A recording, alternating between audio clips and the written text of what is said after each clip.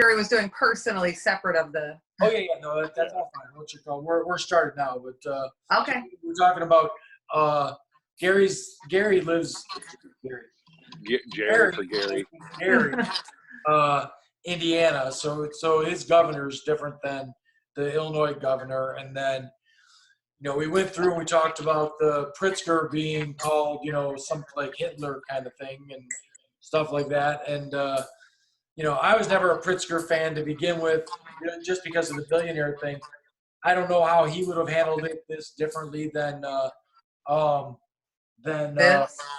Billionaire. Daniel Biss. He ran against Biss as a progressive, I don't know that. or do you mean as Rauner? Yeah, Rauner. As far as him being the governor before, and if he would have won, I don't know if it would have been different or what. If the governor has. I do. Bill Rauner was a Trump sycophant. So what you're seeing in Georgia, what you're seeing in Florida, we would absolutely be in that situation. You think it would be as bad as in Florida, where the guy? Absolutely. Rauner was full-blown Tea Party. You're talking Heritage Koch Foundation. Nobody wants to help a billionaire get elected. You and I agree firmly about Citizens United and the oligarchy. Yeah, the problem is when he was our only choice versus Rauner, we were kind of stuck. And it's the first time that I've realized helping him in his campaign was a good choice. Right. Because he's honoring the science. He's listening to the CDC, and he is getting pushback like you could not believe from the business community. Sure. Oh, yeah. Because there's no federal response. You know how typically. Right. Like if the feds had some sort of direction and said, hey, we're doing this nationwide. We don't care if you had 3 cases or you had, 30,000. Like we have to do this all the same. Otherwise, we're going to have all these hot spots. Like that's what happened in Italy, right? Where they shut down one region, and then all those people were like, shit, we got to get out of here, because we want to be free and drink our wine and eat our spaghetti or whatever. Right. And like, I think it was from Milan. So it was a lot of people that were in Milan for all the fashion stuff. And then they were shut down in quarantine, and then they all just ran out of that and spread it over the whole country, to where you had a real problem where you had the hospitals swamped and no one could get care.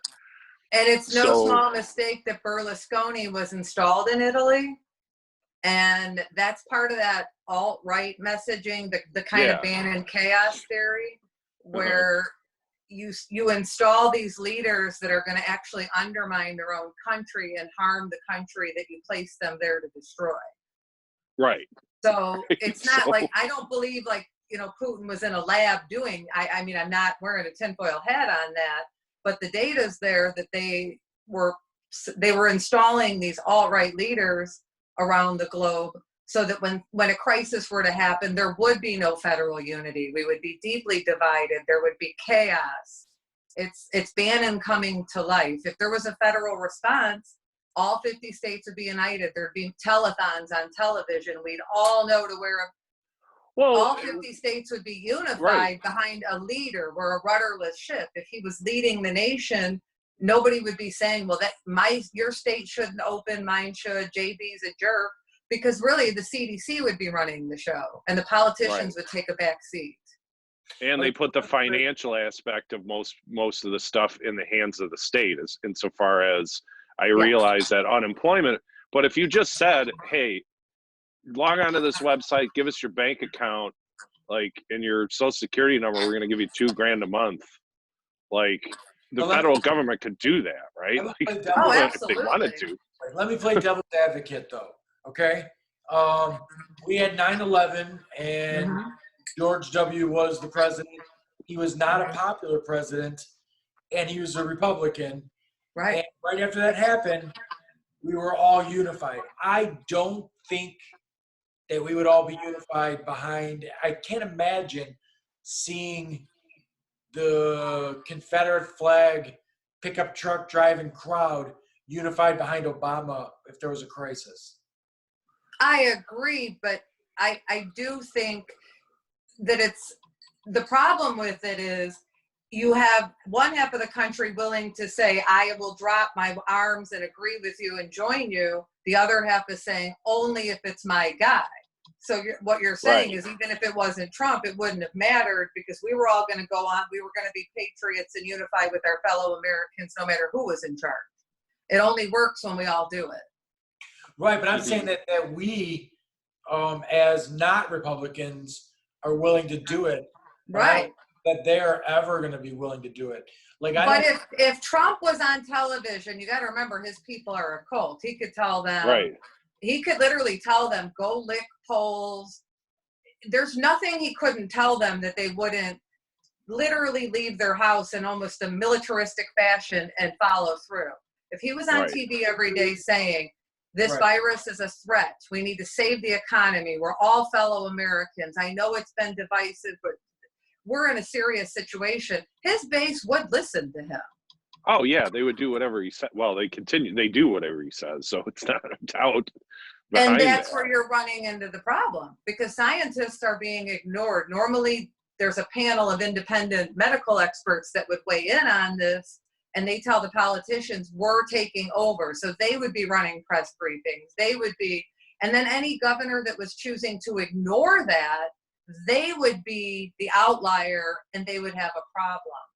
Right. The governor's ignoring the CDC, which is the federal, basically that's Trump's own team. So the CDC is his own federal team of experts.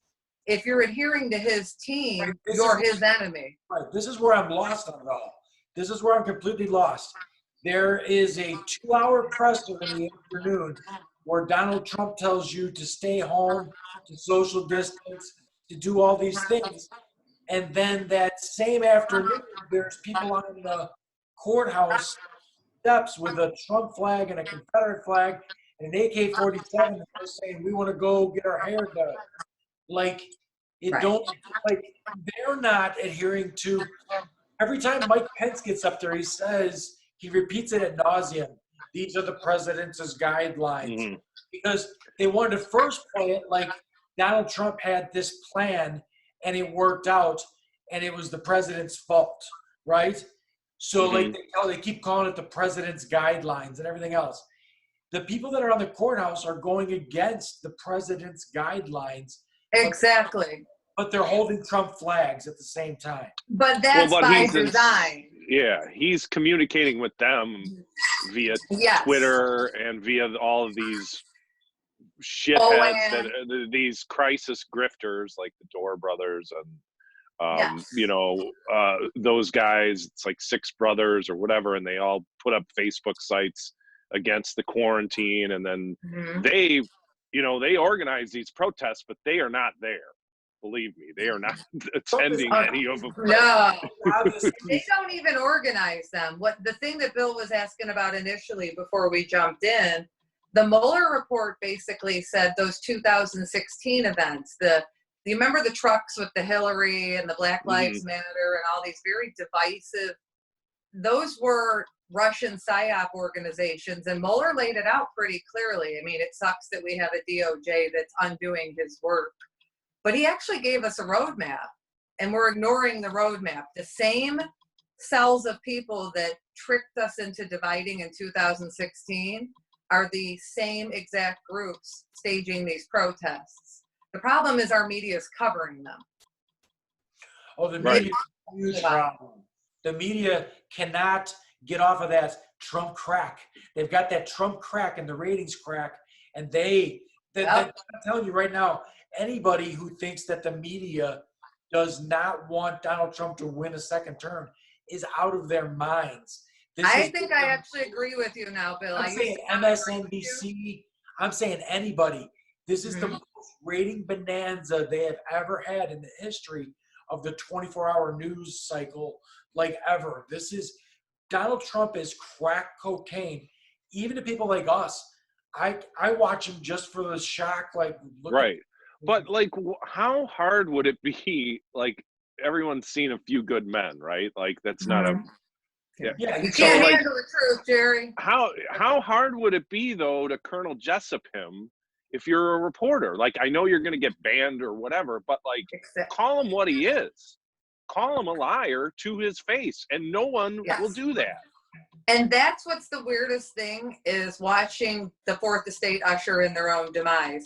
Bill, I agree with you that they want the ratings, but what they don't realize is, yes, they're jettisoning us there, you know what I'm saying, us there, but they're not realizing we're not going to have a media in a second term. No. This is authoritarianism. They need to stand up like Dixie's saying, and say, this is a lie, and I'm willing to get fired over it because my republic is crumbling. The rule of law is crumbling. If they get escorted out in cuffs, or they're not worthy of being a journalist right now, they need to fight for the fourth estate, make a scene, make this guy melt down, because if you insult him that way to his face, he will melt down. And like, I mean, all the crazy shit he said so far isn't enough. Like, he needs to have a full-on meltdown where he's angry and where he, you know, goes off like Colonel Jessup, you know. What do you think that would do? They'll just paint his followers, just paint like him he's a victim because he's already that, or strong, or whatever. Yeah. They'll never paint him as anything except for positive. I mean, this is a man who's obese. He's a slob. And they keep posting photos of likely a drug addict, from what I understand, too. Oh yeah, Adderall. Anyone that spent time with any one of us in the 90s knows that we could recognize Trump's behaviors. Yeah, there's a lot of stimulants going on when you're tweeting.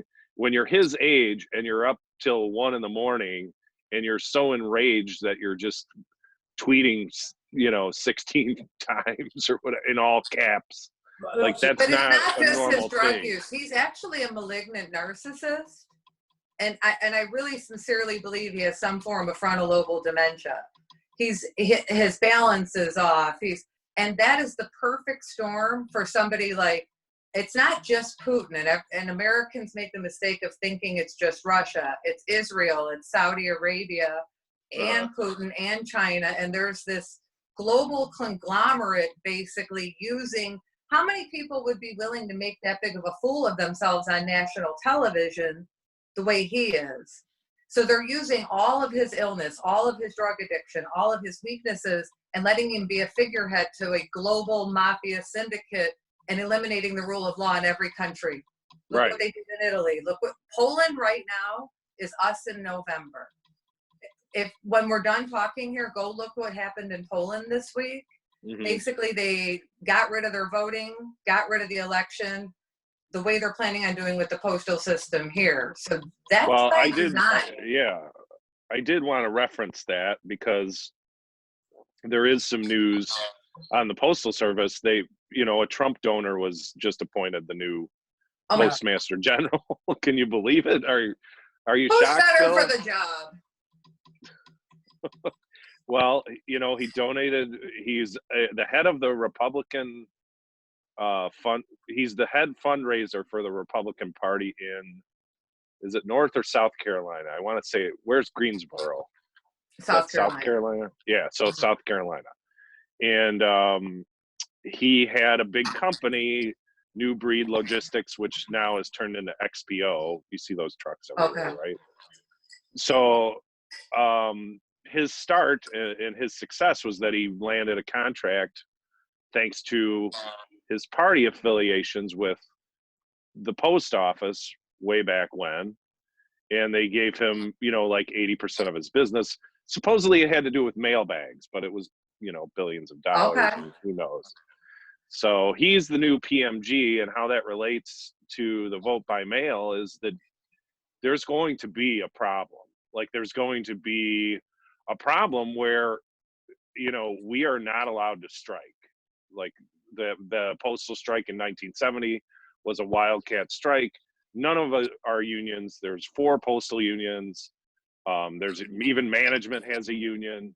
Like, they're going to bust the unions. And then it's going to be, if you don't come to work, you're fired. So see, this is why I was very excited to talk to you about this, because I knew you would know and no, I'm serious, the inner workings of that. So the title and the acronym you were using, could you honestly explain to me what that means a little bit further depth? The Postmaster General, the first one was Ben Franklin, right? So Right. back I when get they, the postmaster general. yeah. I'm talking about his role and how he would be able to put his hand on the lever in terms Well, of. so there's a postal board of governors, which consists of 5 people. Okay, so where- that's the PBG. That's what I was not Yeah. curious. I didn't know what there that was. and the one of the Democrats resigned last week, and I think it's related to that he wasn't for this guy to take the job, right? And so he resigned. So now it's 4 Republicans and 1 person. You know, it's supposed to be non-political, but everybody knows what the affiliations are, right? And so they appointed this new guy, and he basically he can make a lot of decisions. Like, he has to go through Congress, but I will say this administration, there's nobody that's been better than going around Congress than this administration. So they will give this guy the golden keys, and what are they going to do? Arrest him if he refuses Congress to is a testify? neutered body. Right. Congress, as we knew it, as a co-equal branch of government, what you could declare that dead when they exonerated him. So Congress is basically a neutered branch. So if they have to go through Congress, Pelosi's not fighting for us either. She's No. basically rubber stamping, printing of money, and just literally the looting of the treasury. Right. So we don't have a Congress. So then what can they do if they go around Congress? Because my thinking is they're going to use the postal system to weaken it, deunionize it, and then use it to affect mail-in voting, because they'll do some sort of subsequent, like what Poland did, declare voting itself canceled. So now the only option you have is mail-in voting, but they'll have neutered that to the level that it's really inconsequential. Well, that's a good theory. Why would you put that guy in charge if he didn't have marching orders? Like, every person Trump puts in charge of an agency is there to destroy it. There's no other reason that someone gets put in charge. Like, he's there to bust the unions. That is what he's there for. And it just so happens most of us, we've been working without a contract for over a year. So, like, how do we come at negotiations when they say, well, you got to take a 40% pay cut, or you can, like, you can hit the street and try to get a job when there's, 20% unemployment. I mean, that's the choice, right? Oh, they're absolutely in a terrific negotiating position as businesses right now. But authoritarian experts have been saying for a year to watch for moves on the United States Postal Service, because the only way to get rid of the last bastion of democracy would be to stop free and fair elections. We've already, Congress we've seen is neutered. The DOJ is no longer independent. The DOJ is a consigliere. Barr's moves this week are now just brazenly saying, I'm a fixer for the president. So authoritarian experts have been saying all of this is going to happen, and that now we need to look to what's going on in Poland, just the way Brexit foreshadowed what was going to happen. But then still, what do we do? Right. Well, our union, like, they have a plan, supposedly. Like, I talked to the executive vice president of national for the NALC last night, and I said, what's the plan? Because we came out with a statement immediately, looking forward to working with this guy. And I'm like, are you guys crazy? Like, they're like, well, we're going to try and placate him. I'm like, oh, well, that's not a plan. You can't placate Stalin. We're going to kiss his ass, even though we know he has marching orders to destroy us. Like, I'm like, you got to get your membership prepared for a job action. That's what you need to be doing. I know we're not supposed to talk about it, but you have to. It's actually like what you just said there. You saying we're not supposed to talk about it, but your willingness to is the same thing the reporters should be doing. Right. Yes, it's frowned upon in our set of guidelines and mores or norms, but at this point we can't worry about it because the republic itself is at risk. So everyone has to be willing to talk about it on TV, on the internet, and fight for it, even if it means their own family finds themselves looking for a different source of that's revenue. the thing. They've put us out there begging people for money now. So that's what we're doing. We're begging people to act and begging people to buy stamps. And I'm like, this is the wrong approach. like this should be a no-brainer that like we're a public service, that we should be funded. There shouldn't be like Steve Mnuchin tying the $10 billion loan that we need to get through the summer, by the way, to Wait, are you saying action. Steve Mnuchin's not a good guy? Because I mean, when he was running Wall Street and helping Bernie Madoff, he seemed pretty ethical to me. Yeah, seems like one of the worst people ever. But I don't want to. It's a very unfortunate situation. But our unions have largely for the last 2 decades, they've kind of worked hand in hand with whoever's running the post office. So this is just another, well, we've had this worse postmaster general or whatever. This isn't that.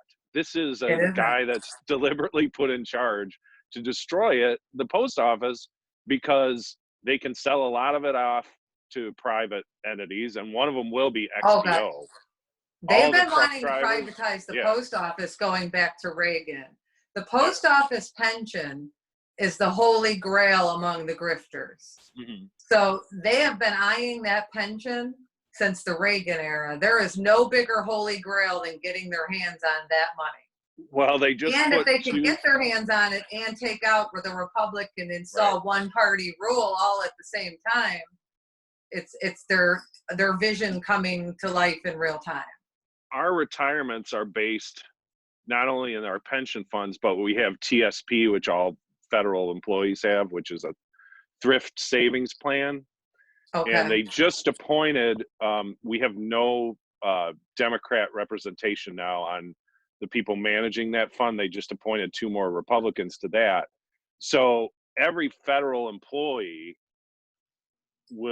these guys are going to, who knows what they're going to do with it now, right? Like, I mean, would you put them in charge of your life savings or it's billions and billions and billions of dollars?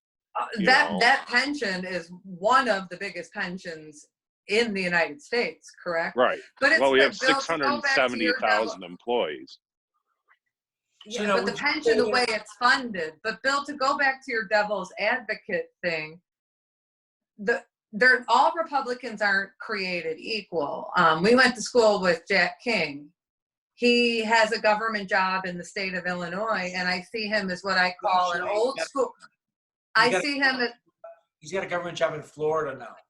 Okay, but when I was on Facebook last and him and I were communicating, my point is that we don't agree on policy, but I would sleep at night with Jack in charge.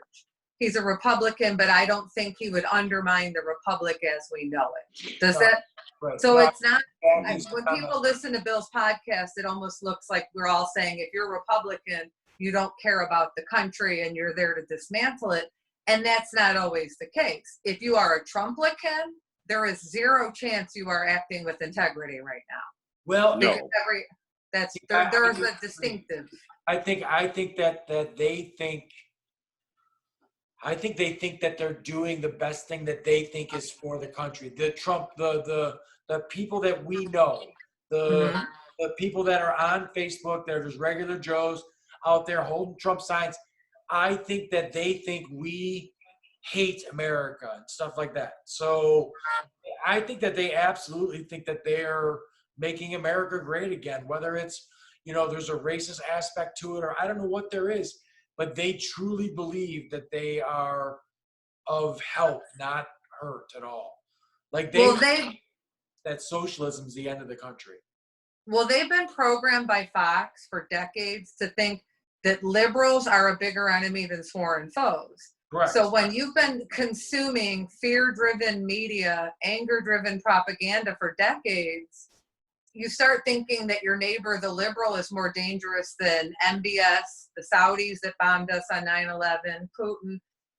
You've created an atmosphere where your fellow Americans are more dangerous than your actual sworn foes. So how can we reach them? I go further than that, than what you're saying. Those people that we're talking about and the people that we're the same people. Those are our people. Those are the people who work for a living.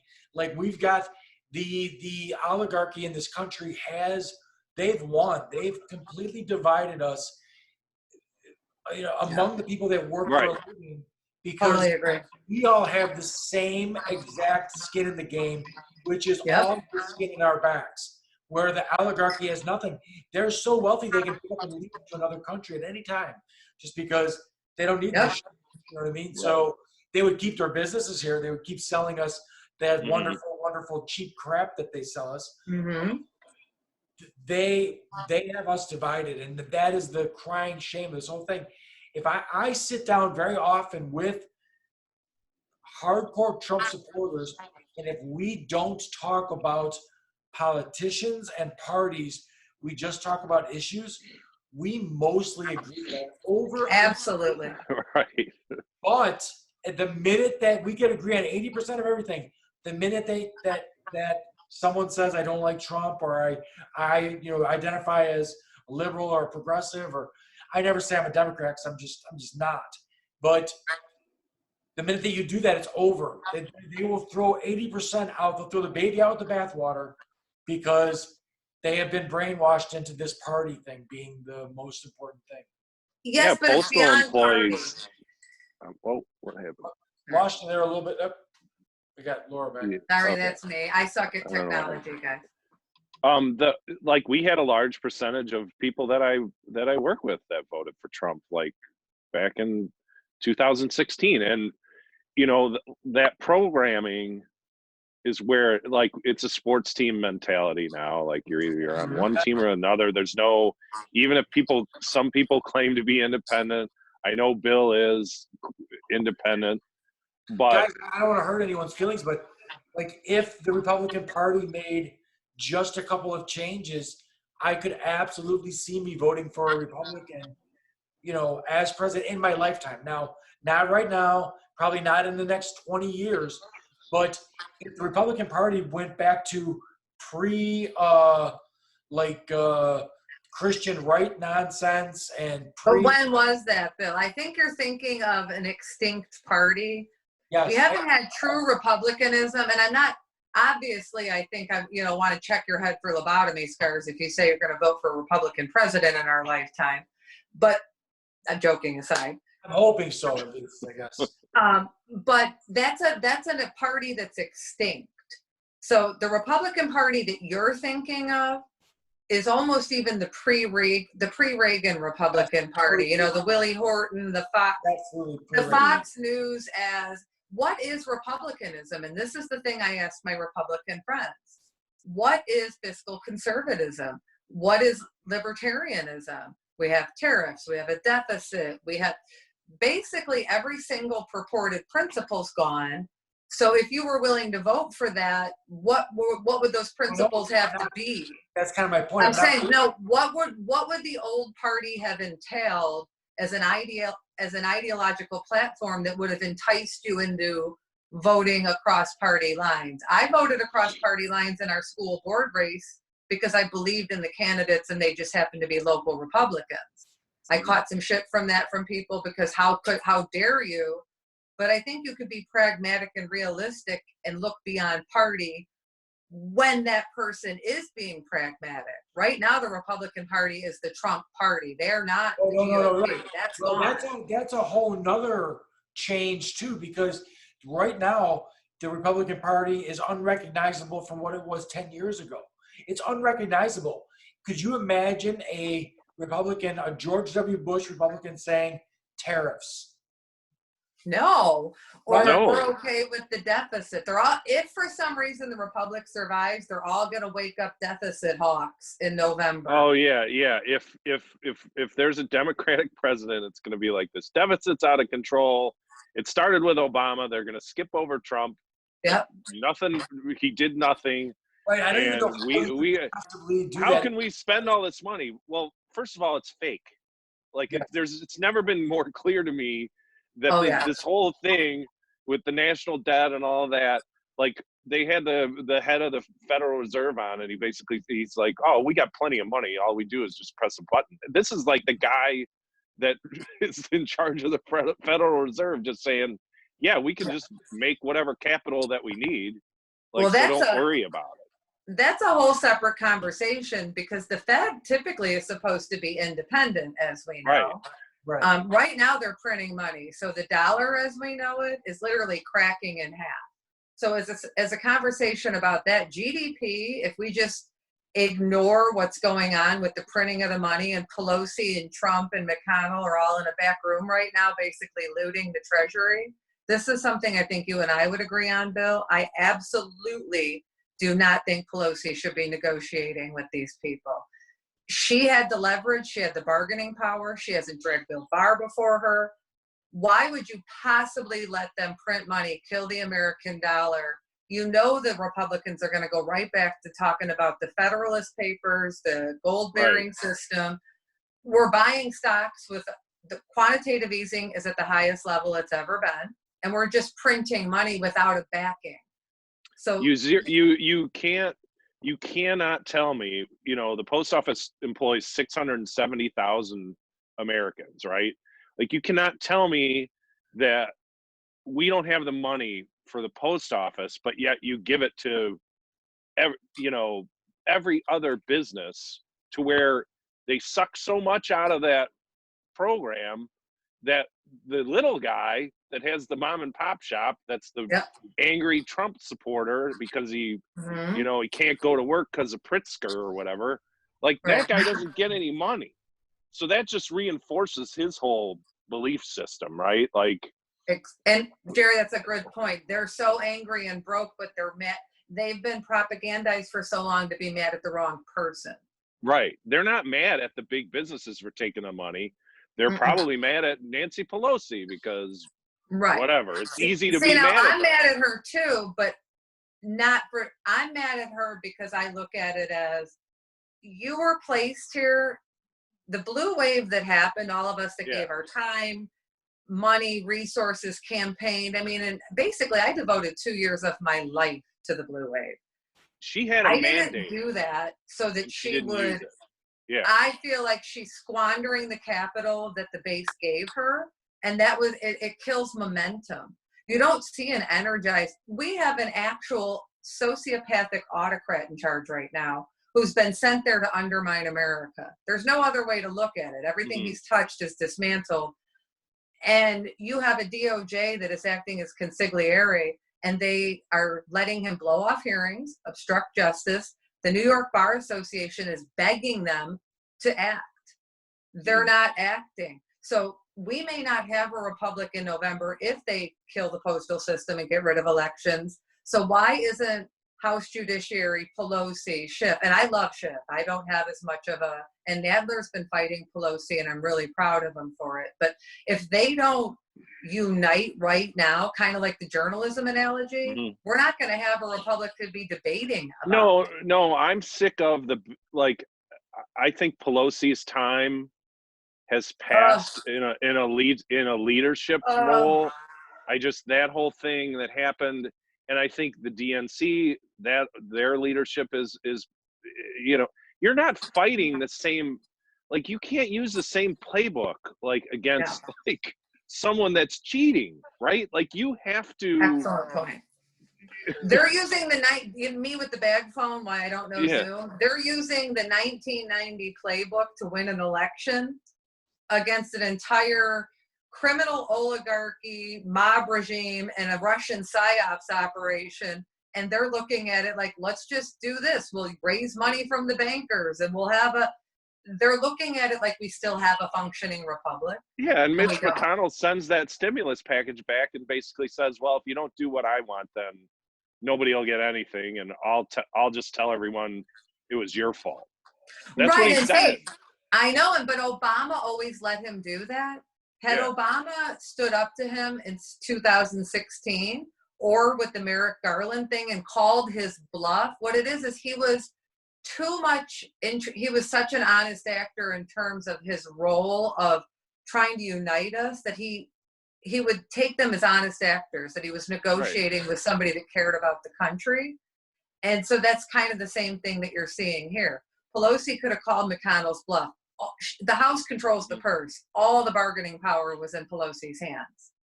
She knows they're printing money, that's not backed by any gold-bearing system. So why do you keep authorizing it? I agree with her point about who it should go to, but the Progressive Caucus is basically getting thrown out of meetings right now in her own caucus meetings because they want everyone to get $2,000.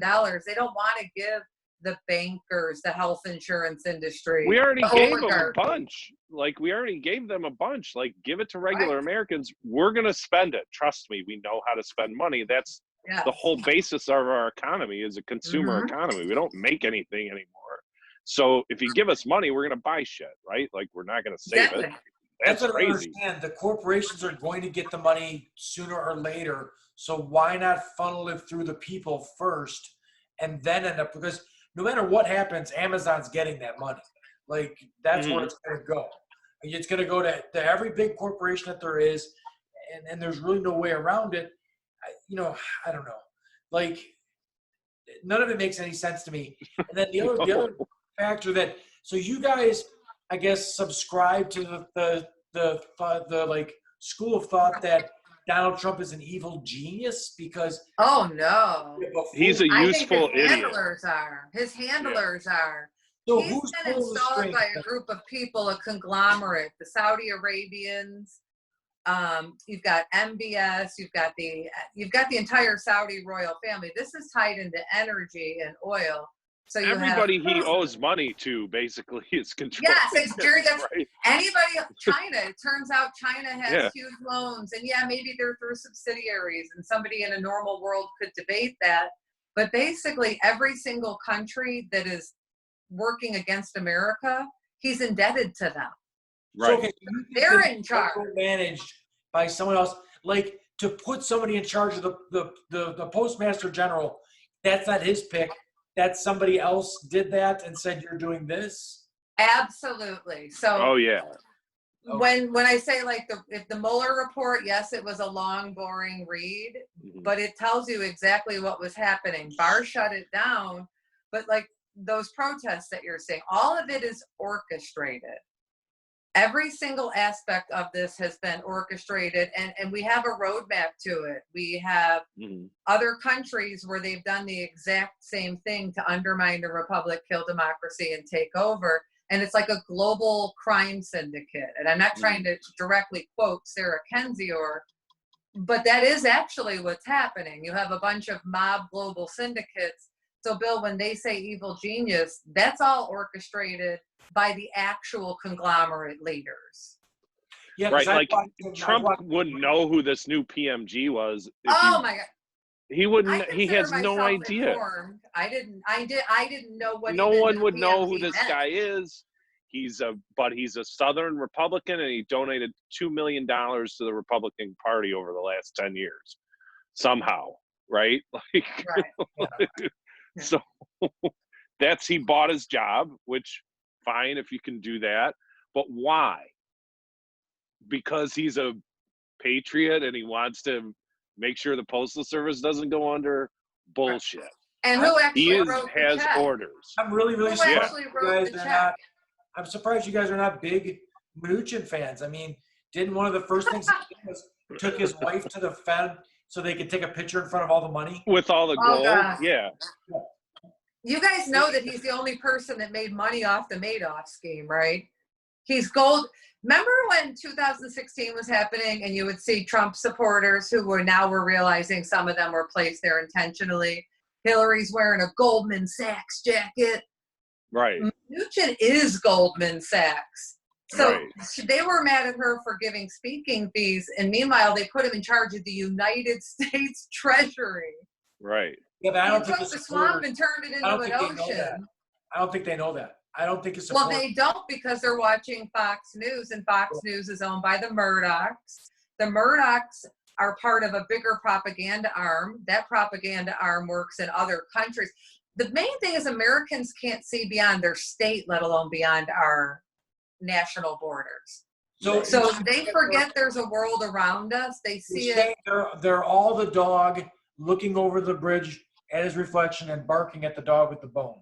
They're all. That's exactly it. Because that's every industry, right? Every industry wants the CEO to be so wealthy, it's unbelievable, at the peril of every employee that they have. And those are their consumers. Those are their customers. Right. Well, that's because the CEO's job is to drive investor return, right? Like there's no other job as a CEO. Like you're not worried about your fucking employees. I can tell you that. Your job is to get the best return for your investors, whether you're a private company or a public company. That return on investment is your job as a CEO. And that's why they give them so much money, because if they can perform and they're proven to perform for another company, it doesn't matter if your company dies eventually, So right? Like, or right, layoffs help them. You'll see Yeah. mass layoffs, and you'll see a CEO get a raise and the stock price go up, because it's not about the worker, it's about the kakistocracy in that top 1%. right. So they figured out that if you put enough propaganda out there and get Americans mad at each other, that we're going to be going like this, and we're not going to stop what we're doing, unite, and say to them, why are you getting all the money? Why aren't we able to? In the 50s, one person could work. You could have a car, go on vacation, eat You'd have a lovely house. meals. Yeah. And that was the You way could of smoke life. a lot. That was a, thing Right. too. Well, it certainly looks more fun, but It does look more fun than now. but the fact is we've given up on that dream. We've basically allowed ourselves to become indentured servants, right. to where Americans are so busy working their second job, they don't have time to be mad at the people orchestrating it. And you have protests now for people to go back to work, and I just think, damn it, like we're slackers. Like we don't want to. I don't want to go back to work. Like I'll stay home and do stupid podcasts or whatever, like for the rest of my life. Like I'm not going to be rich, but you have that tiny, like chance, like of starting your own business, and then you end up being a multimillionaire. But like that's a real small chance, right? Like, I mean, well, Fox sells it as a dream. Fox sells it as if you just work hard, one day you'll be a CEO. Well, it doesn't work like that. There's no equation between hard work and being rich. No, the hardest workers I know are some of the most broke people I know. Right. If you're not old money and you didn't inherit a bunch of money and get seated on a board, you're not likely to be a CEO. I mean, there are examples, but it's really unusual. The main point being that they want us divided. So the Mueller report basically made it clear that every country that they go into and do this, every single one of them, the point is to divide the populace of any given country they're moving on, the goal being to undermine democratic rule, take over energy, and take over the world. Putin was a former KGB agent. He has never gotten over the fall of the Soviet Union and vowed he was going. He's kicking our ass, by the way. He's gonna do it. We're in check right now. I won't say checkmate till November, but Putin has us in check. There's no question about it. Look at this, 75,000 Americans are dead, and people are fighting with the closest people in their lives because to go get a fucking haircut or nails done. And it's because he installed somebody that's not adhering to the interests of the nation. If there was a federal response saying all 50 states have to do A, B, and C, everybody would be in it together. All for one for all. We'd be united. But because he's ignoring it and undermining the country, and he ignored the intel warnings, now you've got governors that are damned if they do, damned if they don't. Right. If you close, now you're considered some, a unilateral authoritarian that's not letting your people go to the beach. And if you open, you're considered a knuckle dragger. There is some sort of a medium where if the federal government said rural areas could have a different risk, there's a way to do it. But it only works if all 50 states are doing it and we have one source of information. Right now, I don't have to wear a mask. I do have to. If we had one united, cohesive federal response, we wouldn't be in the situation of our friends and relatives being mad at us right now for trying to honor the CDC. I just see that as Donald Trump wanting to have his cake and eat it too. He wants to play the responsible leader part for the 2-hour presser, but then when he's got his phone and he's tweeting, he also wants to be the, his base's hero as far as that goes. Like it doesn't. Well, Bill, like we were talking about before it started, like with the you know, with all of these conspiracy theories, and people just basically, you can Google anything and you can find something that reinforces your belief. I don't care if it's like flat Earth or like the most Bigfoot or the most wildest conspiracy ever. And now during a pandemic, like there's people that are quacks. That's what I'll say. Insofar as you know, you have 2 urgent care doctors come out with a video, or like this pandemic lady that's a discredited uh, scientist that's been arrested, and you make a YouTube video, and then all of a sudden, like, people are again fighting with their friends and neighbors over, like, well, I'm not wearing a mask. You can breathe in more CO2 if you wear a mask. Like, you're doing it in a store, like when you're around other people, like you're not. No one's saying like go for a 10-mile jog with a mask on. Like, that's ridiculous. See, but this is what they're doing. They get us mired in the weeds instead of the big picture. So people will go on Facebook, you need to wear a mask, I need to wear a mask. And it's very easy to do because it's part of our daily life, the worlds we know. When in reality, if we had a federal government that said, do not listen to this video, listen to the scientists. If you had an actual sitting president of either party. I was not a fan of George W. Bush, but in reading about this, it turns out he had probably one of the best pandemic preparedness plans out there. I was shocked when I read that, because I think the 3 of us, if we look at science or data, it could sway our opinion. If somebody like that was on TV saying, ignore that video, this is what needs to be done. We're Americans. We're not going to let a global pandemic take us out. You wouldn't see all this division. But if you are the Russian PSYOPs operation and you see a bunch of Americans that have been filled with propaganda, it's pretty damn easy to just throw some videos out there and go to Facebook and create some protests and watch us turn on each other as you take us out. Well, yeah, that's the difference. Like 9/11, I remember like most of us being pretty united, even going into the Iraq thing. Like, we were all like, you know, we kind of, like, that was a huge tragedy. A lot of innocent people died. And like, we're going to, even as a Democrat, I'm going to kind of lean toward what the president says, right? Like, I don't like him, whatever. I feel like he stole the election, but I was like, well, you know, like, I wasn't as in tune to politics as I am now, and maybe I would have had a more fervent I think it would have response to that back then, but like I was just kind of like, yeah, whatever, like, you know. But that is not the case now. Like, you have a 9/11 every single day, and people are mad because they can't go to a fucking restaurant or whatever. Like, I don't understand. We're supposed to never forget the 3,000 people that died on 9/11. Right. But the 75,000 people, we were literally told by tweet to forget them as soon as we can.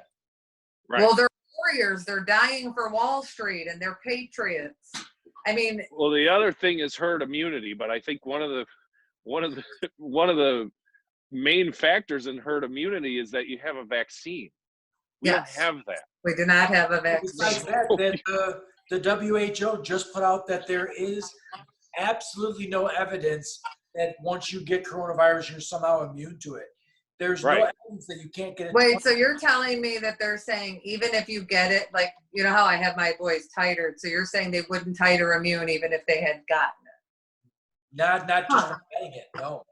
There's no scientific evidence yet. There's no evidence at this point. Yeah, but that's what a pandemic is. We don't know. Like Jerry, I was vehemently opposed to the Iraq War, but I've been eating, sleeping, and breathing politics since I was little. I was expected to engage in geopolitical conversations by the time I was 7. All I knew is that I wasn't going, and I was going to go to Canada if I had to. Like, I wasn't going. Right. Well, there were no weapons of mass destruction. Cheney was creating a unitary executive, but where I was united was at no point did I think any of my fellow Americans weren't in the game with me. I never, when I saw a flag or saw the the shows on television, I cried and felt a connection with my fellow citizens. We didn't have to agree on Bush and Cheney. We were all Americans, and we had lost Americans, and we were healing and uniting. Yeah, it didn't matter that they were in New done. York City, which is the argument now. Like, well, except for New York, like most of the other places are fine. You And know, they're so not. and New York is a shithole, and it's run by a bunch of liberal elites, and so we shouldn't care about those people. Like, no one said that on 9/11. No one said like, well, they Absolutely. hit that World Trade Center building, and it's a bunch of stockbrokers, and Yeah, we hate oh my those God, guys. that's such a good point. Could you imagine if W got on TV and said, "Oh well, they just killed a bunch of libtards. Right. There you go. You win some, you lose some," and then you came We'll out with rebuild his and that, my guy. and life goes on, right? Right, they had to die for the markets, baby. I mean, he would have been laughed out of office. Right. That's where the propaganda is that effective. Last week on the podcast, Jerry and Tom and I were talking about the fact that how much do you think of this has to do with the news coming out and saying that it disproportionately affects African Americans and Latinos? Oh. And then right after that, all the white people are standing on. You know what? I'm seeing black people in those protests too. And it is, that's disturbing. It's like, are you kidding me? What are you doing there? Like, well, those aren't organic protests. Well, some of them, I think that they think that they're going to be the next, what's that, silk and honey or whatever diamond and cubic zirconia and burlap. Yeah, right. Right. Two pieces of shit is what they are. Right, but I think could you even imagine being a bigger traitor to your own culture than that? That man has done more to damage African Americans. We talked about this, but like a big reason that it affects the Black and Hispanic and the minority community is that you have a larger percentage of people that don't have health insurance, that have to go to work in service jobs, versus that don't have a choice. Yeah. So and culturally, yes. You know, I work with a lot of African Americans. They make up a large percentage of the post office, and culturally, Black people tend to lean toward. They're a lot more involved, like in their church or in their, like with their family. Like there's a lot more face-to-face stuff. And I think a lot of people have a hard time thinking, well, if this person is in my family or they're in my church or whatever, like I can go and do this and be safe, even though the virus doesn't care, like if you're family or if you go to the same church or whatever. So there's a certain cultural aspect, but if you don't have health insurance and your employer says either you come to work or you're fired, and you got kids at home, those kids, they may not have a babysitter, but you still have to go to work, you know? Like, I think it's just shining a light on all of the racial and socioeconomic inequalities in America. This pandemic just basically said America is not an equal place for everybody. So in Black communities, religion is a big part of culture. But also in Black communities, you're not going to see that same level of susceptibility to propaganda. My activism mentor was a woman that helped elect Harold Washington. And my experience has been, if you want to know who to vote for, if you want to know what's up, go find a strong Black woman that's an activist, and she can tell you exactly what you should be doing right now. So if we all did that, that would help. But the community itself is stuck working 2 jobs, never got a leg up. So even beyond the religious and cultural, is you're being forced to like choose between feeding your children or letting them starve. So and let's face it, like some of those people don't have access to like $50,000 worth of credit cards if you had to max out that you could. By design. Like, and even those of us with insurance, I know Bill knows, but I had a really big medical situation happen last year, the year prior. We have what you call Cadillac insurance, and my bills were still in the $10,000 range. How are you going to tell somebody to pay that? People aren't going to go. People aren't going to listen to their doctors or go to their doctors if they're working 2 jobs just to keep the medical basics going. Right. Well, Laura, you hit the nail on the head. This pandemic, the COVID-19, has amplified every single flaw that this country has, as far as this, we're a perfect storm with the healthcare system. Where we live in a healthcare system in this country where if you're sick, you don't go to the doctor. Now, that is a recipe for disaster when you're shedding the virus and you're contagious and you could die. So like you know, all this stuff is going on and you're like, I'm going to ride it out because I don't want to spend $85 on a doctor's appointment and then $120 on antibiotics or whatever they're going to. Exactly. I'm going to make it through this thing, but you're going to infect 30 people while you're doing it. So that's, and then the fact that we don't have paid sick leave, the fact that we don't have paid child care, the fact that that everyone's paying for your insurance is tied to your job. That's a stupid thing when 30 million people go to file for unemployment and now they don't have health insurance anymore either. So like everything's been amplified with this thing. And then when you start talking about the African Americans, let's lump in the Latinos too. You know what? Absolutely. The Republican Party is missing the boat on those two groups of people by embracing the racist, because historically blacks and Latinos are very conservative, very religious people. And that would be a hook for, there's a reason why a Mexican wants to be a Republican. It's because they feel like that's the people with the Christian values. They're against abortion. I'm a Christian. I spend all kinds of time with, you know, the whole church thing and everything else. So once the Republican Party reels in those people or figures that out, I don't know. You're in trouble. They don't want their vote anymore, Bill. They served their purpose. When the Supreme Court decided to take that election away from Gore, they basically made a decision at that moment that we're going to be one party rule. We're going to have a constitutional convention, and we can almost just let our racism flags fly at this point. We're going to rule by minority rule. We don't need the popular vote. We're going to gerrymander. We're going to suppress. And we can basically let minorities and the working poor die, and we don't care. It's like an the Electoral College is inherently racist at the start, right? Like, how does land have a vote? How do tumbleweeds have, Look at more of a vote than people? The Senate's the prime case. The Senate's terrible. I mean, Montana has the same amount of senators as California does, and there's 600,000 people in Montana, and there's 39 million in California. It makes no sense at all. It's a land-based entity that's antiquated, like the Electoral College, and then you get into this debate of, if we want our founders to be adhered to in the rule of law and the Constitution, how do we then eliminate that? Rhode Island has 2 senators too. Right. I agree that the founders never imagined a world where the system that they wrote it would be the current system where that's my thing. Like, why is it so hard? Like, the founders never envisioned, right? Like, probably you were gonna say, I'm sorry I interrupted you, but like, do you think they said, well, we're gonna write these words down and then we're never, like, years into the future, we're just, all these things could happen and people are never gonna change it. We're gonna go by 1700 rules in 2020.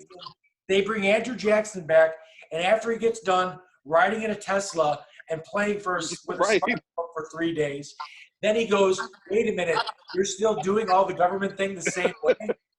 Right. You guys didn't update this? Like, it's supposed to be updated. This got no update. Right? We did this the same way. Well, and it was designed to have amendments. The problem was when you were saying, why wouldn't they want the black vote, the Latino vote, they stopped pandering to it when they didn't need it. And what they're doing is cherry picking the Constitution. So it was designed to have amendments. The problem with amending it is the amendments would work against their one party rule plan. Right. So the amendments would be designed on technology modern gun development, modern gun usage, Right. populations via state and representation. So once you start discussing maybe we should create new amendments, they don't really want to go there with that because the amendments wouldn't work toward their one party, antiquated, good old boy plantation owner rules. Right. That's the only time you hear Republicans care about the Constitution. They're all Federalist Papers people until the Federalist Papers, like right now, are basically exploiting that they're traitors. Right. They would be, Right now I is a mean, Mitch weird time. McConnell probably would have been hung back in Oh the my, 1800s. literally, no Right? man has done more damage. Okay, question. Of Trump, McConnell, or Barr, who do you think is most dangerous? McConnell. There's no I think question to me. Barr. Barr drives me nuts. Well, McConnell Barr is not too. enforcing the law, I guess, Right, is a no, big Barr thing too. actively obstructing the law. Barr is. Well, they let Michael Flynn go, right? Or is that a dream, a fever dream that I had? Because I can't tell the difference now. They just dropped the criminal charges. he's encouraging, the DOJ has made a formal request to drop charges. Okay, Ultimately, but a the federal judge judge has is to. going to decide. Okay. But basically, he outed himself as consigliere. And what's funny is I see it as a tie between Barr and McConnell, and I don't even think Trump's in the equation for most dangerous person to the Republic. I think he's a figurehead. He's mentally ill. He doesn't even live in reality. He's a sociopath. He's good at. He motivates hate, and that's like, and division, and that's what you need. Like, you don't care. Like he can go out there and say something completely outlandish, and then all the Republicans will be like, well, he was just being sarcastic or whatever. And it makes no difference to their agenda, right? Like, no matter what he says, his supporters will defend him like, well, he means what he says until, oh, he was just being sarcastic. And they're doing this mental gymnastics of like, oh, well, he was being, yeah, that makes sense. I don't know what sarcasm even means, but like, I guess. Like, well, because pandemics are so hilarious. I can yeah, see why he would find you should that make you make a joke about drinking bleach. Gaslighting is part of the autocrat playbook. So you have to create confusion, divide the nation. Like, look at the ban and chaos theory. We're all pretty informed people, but I can't even keep the corruption and the players straight. And I consume a lot of news. Right. I can't keep it straight. So that's part of the plan. We don't know which corruption or grift or crime to be mad at. It's designed to be chaotic. And then they're gaslighting, where he could go on television, lie on camera, show a video of the lie, say I'm kidding. And we're so confused at this point by what's real and what isn't. As an American populace, I don't mean that, and we're starting to become numb to news. Did you ever think you'd live during a time where 75,000 American souls would die and nobody acted like they gave a shit? Well, right, but and then you got to add in the factor that 75,000 Americans died in like 10 weeks. Right. I'm saying we're watching death. No one's mad about it. Right, Matt, do you remember? Fucking thing. Do you remember when Ebola happened and 2 people died and the entire GOP was coming for Obama? Or Benghazi with 4 fucking people. He's got to go. These same people are standing atop mountains of dead citizens and saying, JB won't let me go to the beach. Right. We've gotten to where we have lost sight of our pride, of our patriotism, of how united, how much stronger we are. And that was by design. Well, now you're only American if you go back to work, right? Like, well, that's what I'm hearing. Well, that, of course. Let me play devil's advocate again. What if this fall comes, the small minority of knuckleheads that are, screaming on the courthouse steps get their way, and everything's open again. This next fall comes, and we've got NFL football games. We got a NBA season on the way. We've got everything's going on. They're going to concerts. Everything's happening. And instead of in 10 weeks, you have 75,000 people dead. In 2 months you have 750,000 people dead.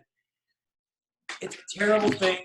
That's a lot of souls gone. Yes. Won't most of them be the people that are stupid anyway? I know there's kind of an inclination to go kind of the Darwin philosophy here. The problem is that the people that are dying because of the Darwin people aren't always the Darwin people. There's somebody that has a nephew that watches Fox News and stops over at their house uninvited and introduces the virus into their home. I just read about a family if 77 where people die, you're going to be somehow within a couple degrees of separation from these. Sooner or later, you have to start chipping away when Mima and Papa of the people who want to be Trump supporters start dying. What I'm saying is 75,000. Yes. We talked about this at a heathen dinner that I had. I said it's going to have to get bad enough that it touches them. So all I'm saying is if 75,000 is bad enough for me, bad enough for you, bad enough for Jerry, but it's obviously not bad enough for the morons standing there with AK-47s.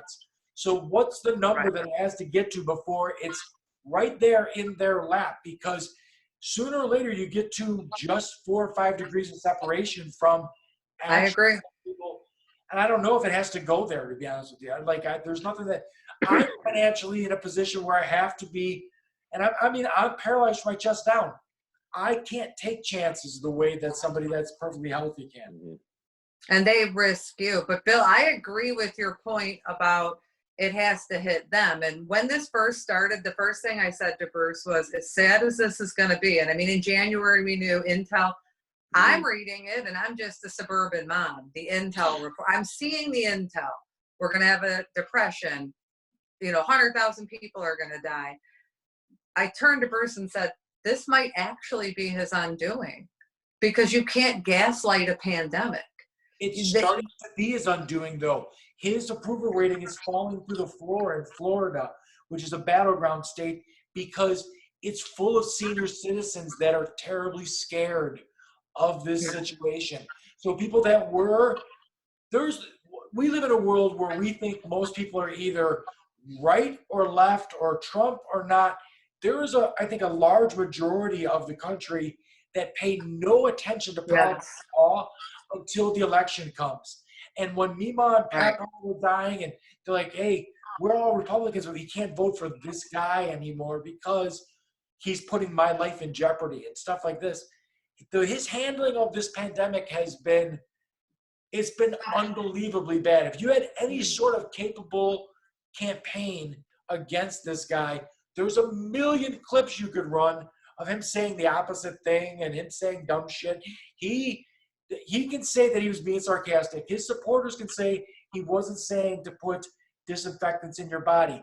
You can only play that uncut video so many times where he's leaning over to Dr. Deborah and going, don't you think we could try to talk? We should look into that. Yeah. Yes, right. I have a much darker view than both of you. I think it doesn't matter how many people die. I think I agree with you on that view. I think we are lost. We are, until he's out of that White House. Yes. It doesn't matter if 2 million people die, because I agree with both. And it won't matter to his supporters either, even if their family members are dying, because the cultish nature of everything is so strong that they will literally, I mean, some of them have already said, some of these, like the lieutenant governor from Texas or whatever, like, well, people are going to die. Like Chris Christie was on the news, like, well, a lot of people are going to die, but we can't, it's the economy. We got to get, which I didn't understand that the economy is like a living, breathing being, but it is actually a vital part of it. And you're both right. Bill's right in that when it is affecting them, it is changing their perspective. I know Trump voters that believed anyone that wanted a test that could get a test, only to find out that wasn't true. So the cracks in the propaganda happen. It's beyond that, though, in that this only works, like Bill, the polling and all of this. If they dismantle the UPS, deunionize, cancel the election, and do what Poland did, and cement autocracy, it ultimately doesn't matter what his Right. ratings are, because No, at this they're not going to cancel the election. They're going to delay it, right? And they're going to say that it's a public safety thing because you won't be able to vote by mail. So he's going to say, we're delaying the election until you can all come and safely vote. I have to pee. Yeah, that's kind of where I'm at too. I'm like making a drink and looking for my charger. Let me just pause and then everybody go pee. Okay. All right. All right. I'll Good. be back. Thank you. I don't know what You're I'm back. doing. I'm back. Everyone had to. This is amazing technology. My wife is upstairs Zooming, and I'm in my basement Zooming, which is really weird. We had the same thing. We were doing a video upstairs for his school project. They had a project they were working on that was due. So everybody's in their own little zone of a house doing technology. It's very hard because our house is like 800 square feet. So like you're either upstairs or downstairs. But that could be a good thing if you get to. Oh, it is a good. It's a very good thing financially for us. I mean, it's just us. It's just us two, you know. So I would live in a beach community, the big mansion in Frankfurt, any day of the week. Our house isn't a really big house. It's just we bought a house for a wooded acre and designed around it. We did architectural work on it and redesigned it. But it's by Frankfurt standards. I mean, I don't really care what size a house is. I you know what I mean? That none of that. Yeah. We've been here like 2.5 years, and we got in like right before it started to, like 7 houses in our neighborhood sold last week. Like it's, oh, wow. Yeah. And one at the end of our block, it was almost $1 million. I think it sold for a lot bigger, but like, before, like my cousin bought like 6 months after we bought, and like it was marketably different when he bought, and it's gone way up. I don't think there's anything under 200,000 that's remotely close to the beach, unless it's just a lot. So well, that's a good thing that happened for you guys. I mean, and I've heard really cool things about the community. We love it. It's very diverse. It's very, very accepting of every culture and sexual proclivity and everything. Like there's a lot of art. Yeah. Like we're raising our kids in Red Frankfurt, and they've had from day one. I mean, I'm pretty sure it's no secret that I'm a vocal person about my politics. So our boys have had to live in a red town with a mom that's on a soapbox all day saying this is wrong. So I think it would be nicer for them to get a little break to live in some diversity. Like when Nathan goes away. Yeah, where I raised my kids in Michigan, and we were in, you know, we were in classic Bible Belt, white America up there, you know. Like us. Yeah. And it was, our area was mostly Republican, you know, and my kids grew up there, and you know, we found this place, like we were just going for a drive. But Jen's from Gary, so I think it's Gary. cool. Yeah, we didn't choose Frankfurt on purpose. We both grew up in Tinley. We found, I was a naturalist at the time, guiding nature hikes, and this had apple trees and cherry trees, and it's wooded, and so we just moved here before we were parents. It wasn't, I didn't realize even growing up here that I was surrounded by a bunch of Fox viewers till the first PTA meeting. Right. And like, yeah, we looked. Yeah, they're gonna all hate me. We were gonna move to Frankfurt because my sister's in New Lenox and my brother's still in Tinley. So when we wanted to move from New Buffalo, we were renting from Harry Diarco, who owns Enrico's. He's the Harry Jr. And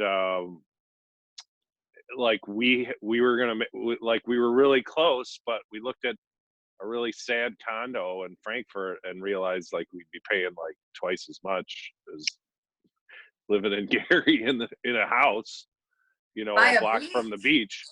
Yeah. So we would have been in this. We would have been in the square we would have been in the square, but. Yeah, I wouldn't even have. We wouldn't be living here now if we were this age with kids this age. Mm-hmm. We were two single people that found a garden and a party pad Right. and then just kept adding on to it little by little and turning it into a house we could raise our kids There you go. Yeah. in. Luckily, So, mine are both on their own, which is like, that's the proudest thing I've ever done in my life. It's raised two children that don't live with me in their 20s. So I'm really happy about that. So, self-sufficient. See, and I'm the mom. yes. I'm the typical female that I'm going to need to be sedated when Nathan goes to college. Right. So they all know I'm going to be mourning and it's going to be traumatic for me. And we don't even know, keep in mind, we don't know. Hi, Hunter. My doggy's back on the scene. Come here, Hunter. We don't even know what's going to happen with that because the Right. colleges want to make their money. So what they're doing is they're not giving us a housing answer because you pay for all of the housing. Yeah. So in June, you pay for it now, and then in June, we'll find out if it's going to be remote learning from home. Right. Does that? My wife's a teacher. She teaches high school in Portage here. And they're already, she had a Zoom with her principal yesterday, and they're already talking about that they probably aren't going to start that school year. They're going to still do e-learning at the start of next school year in August, which is crazy to me. But Well, same here, because think about it. There is no until no vaccine. No vaccine, and you have to. The reason I keep reiterating the federal thing is we're not going to flatten the curve with 50 states operating as independent islands, where some states listen to the CDC and some states don't, because we don't have land barriers. Yeah, So, we can freely move from state to state. yeah, I could get in my car and go hang out on a beach tomorrow and then come back to my state. So Well, I live in Indiana and I go to Illinois to work every day. So like that's right. Same with Bruce. Most of his coworkers live in Indiana. Cedar Lake, I think it is. Yeah. They all drive golf carts like that Mhm. community. Basically the same thing. So how do we flatten the curve if all 50 states aren't operating under a federal plan? You don't. Well, yeah, It- I don't know how you do any of that. And I mean, I saw people posting that Illinois was gonna, bring the National Guard in and shut the borders down. And I'm like, do you realize how long the border is? Like, that's not gonna happen. Like, no one's gonna There's shut. not enough people. Yeah, like Well, and think about this. Every single thing Fox News said Obama would do, you almost can't make this up. Martial law, the deficits, the tariffs, cancel the election. Every right. single thing that Fox said is happening. So what they're saying, oh, Illinois is going to declare martial law and bring in the military. No, what's ultimately happening is Illinois is trying to honor the federal guidelines and being punished for honoring the federal guidelines. So the federal government's going to declare martial law and cancel the election, which is what we were talking about. You said they won't. I can already see the memes, Laura. I can already see the memes. Like they're gonna say liberals like really worried about safety and have a bunch of us in masks or whatever and staying at home. But then it'll be like liberals when the election is canceled or delayed for safety, like protesting, right? That's gonna be the meme. Owning Like, the live. I don't Oh, know. and the good news is apparently, Bill, do you like this? I guess protesting is okay. I know. It's I a know. bad I thing know. when It's you're so not protesting right. didn't they say you could run It's people good. over if they protested before, right? Like Yes. just run them over. Yeah. Just because I couldn't get to work. But Right. the healthcare worker trying to get to their job, don't run anybody over. Well, Right, so I wanted the healthcare thing. I'm sorry. No, I'm sorry. Go ahead. My brother-in-law's brother got fired today. He's an Oh. ER nurse at a hospital in Minneapolis, Minnesota, right? And he's a huge activist, and he was demanding that they be provided hospital issued scrubs. And I know this is like way off the track, but it goes into like kind of the whole corporate philosophy of what's running this country right now. Mm-hmm. So he wanted to pick up the scrubs at work, put them on, and then put them in, have the hospital launder them for him. That was his big demand, right? Okay. So they fought him, and he refused to comply because he didn't want to take his scrubs home to his wife and kids, right? Because they could be contaminated. So he was That acting in seems the medical reasonable, best right? interest of his family. Yeah, he got fired over that. So, and it's because we not only have the insurance racket for healthcare, we have a corporate hospital conglomerate that goes on now. You have every city like, oh, we have Lakeland hospitals, and it's the whole region. Or like here in Indiana, we have Franciscan in our area, and it's all one big company, and all the doctors' offices and the hospitals, they're all in cahoots, and then they have a CEO that runs everything. They're corporate owned, and it kind of, Bill, when you were saying how the inequities of the real America were exposed, it actually, I thought of you when some of this was unfolding, it proved the progressive point. The hospitals are corporate owned, healthcare is corporate owned, the oligarchy is winning, and meanwhile, both parties are taking money from both. So you've got the DNC getting funded by that hospital oligarchy that is now punishing a doctor for adhering to medical standards. Well, they're CDC standards. They're not like, he's not like just making it up. In a normal world, the CDC standard, the hospital would be fined for allowing a violation of a CDC standard. And it's a minimal cost, right? Like you just launder more scrubs. Well, I think at this point, it's more about being a dissenter. Right. When you have an authoritarian cementing power, it's not even about the topic. It's squashing all dissent. So if you're a medical person or you're weighing in on this or taking a stand for the safety of your family, we need to set an example of you. We need to show people you have to collect. Yeah, you're fired. Your family can't pay your bills. Now now we're going to see if your friend that just got hired is willing to not pay his mortgage to challenge us. Right. They separated him. They had security walk him out, which seems insane. Like how dangerous is he? Did he go to the media? Oh yeah, he's Ted Slowick would do that. Ted Slowick is an incredible the Minneapolis City Council passed a resolution recommending that the hospital follow this, allow him to do it, and they just like, once you piss off that CEO, there's no going back. They're gonna figure out a way to get rid of him. Like, I know absolutely. And that kind of ties into the transnational crime syndicate thing, being everything's a conglomerate. Everything is owned by that 1%, that yacht class, even the media. So whether you love Rachel or whether you love Fox, and I love Rachel. I think she's great. I loved her book. But they're all ratings driven, and they're all part of the corporatocracy and the oligarchy. And any dissent against any of it is going to be squashed. And that's the goal. So what do we do if they cancel the election? I guess what I'm asking is, what do we do now? I still can't. I'd have to get closer to it to buy into a fact that a election's going to get canceled. I can't even wrap my brain around. But could you wrap your brain around 75,000 people dead in 10 weeks? Like previous to this? So like that brings me to the crazy Bill Gates stuff and everything else.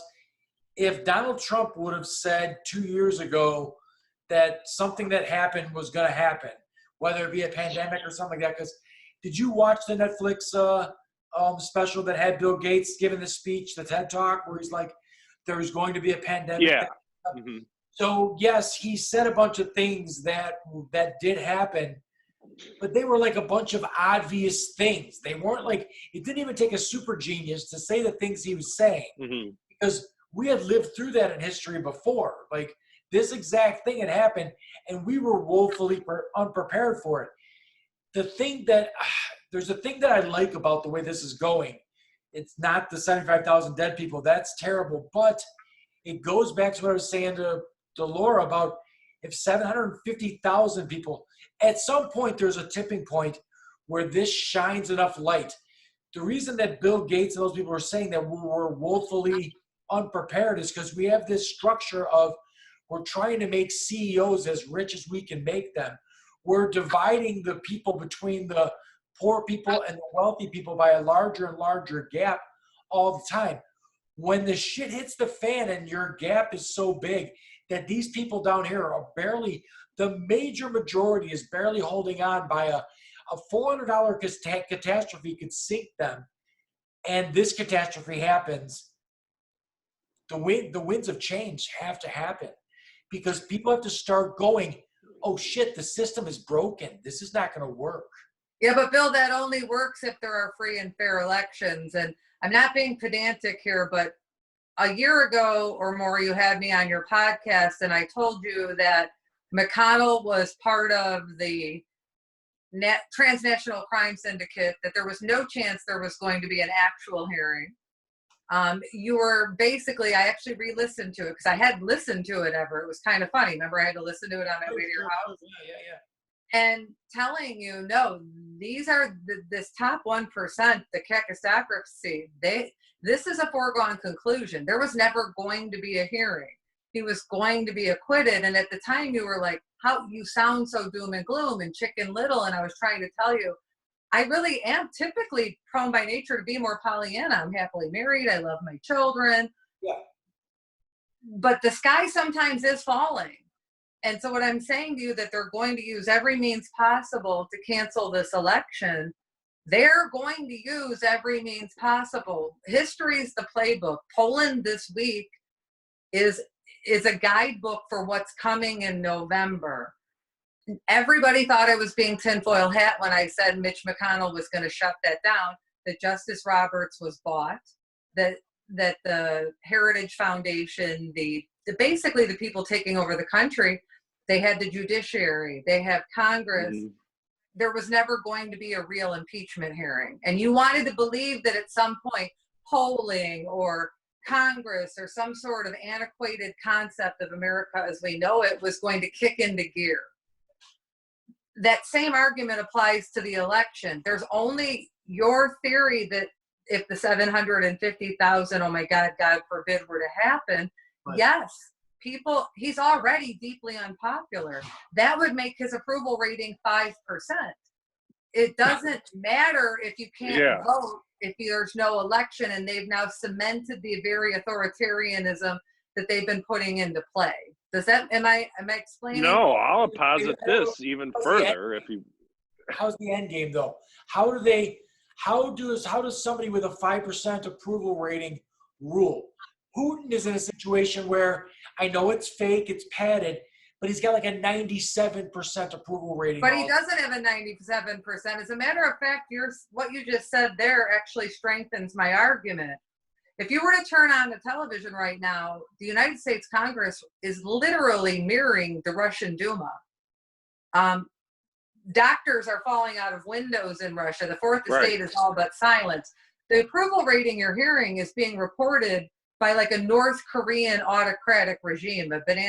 We're right now in the banana republic phase, but we're one step away from full-blown autocratic rule. He entered his presidency with minority rule. He never won the popular vote, and Congress ignored that.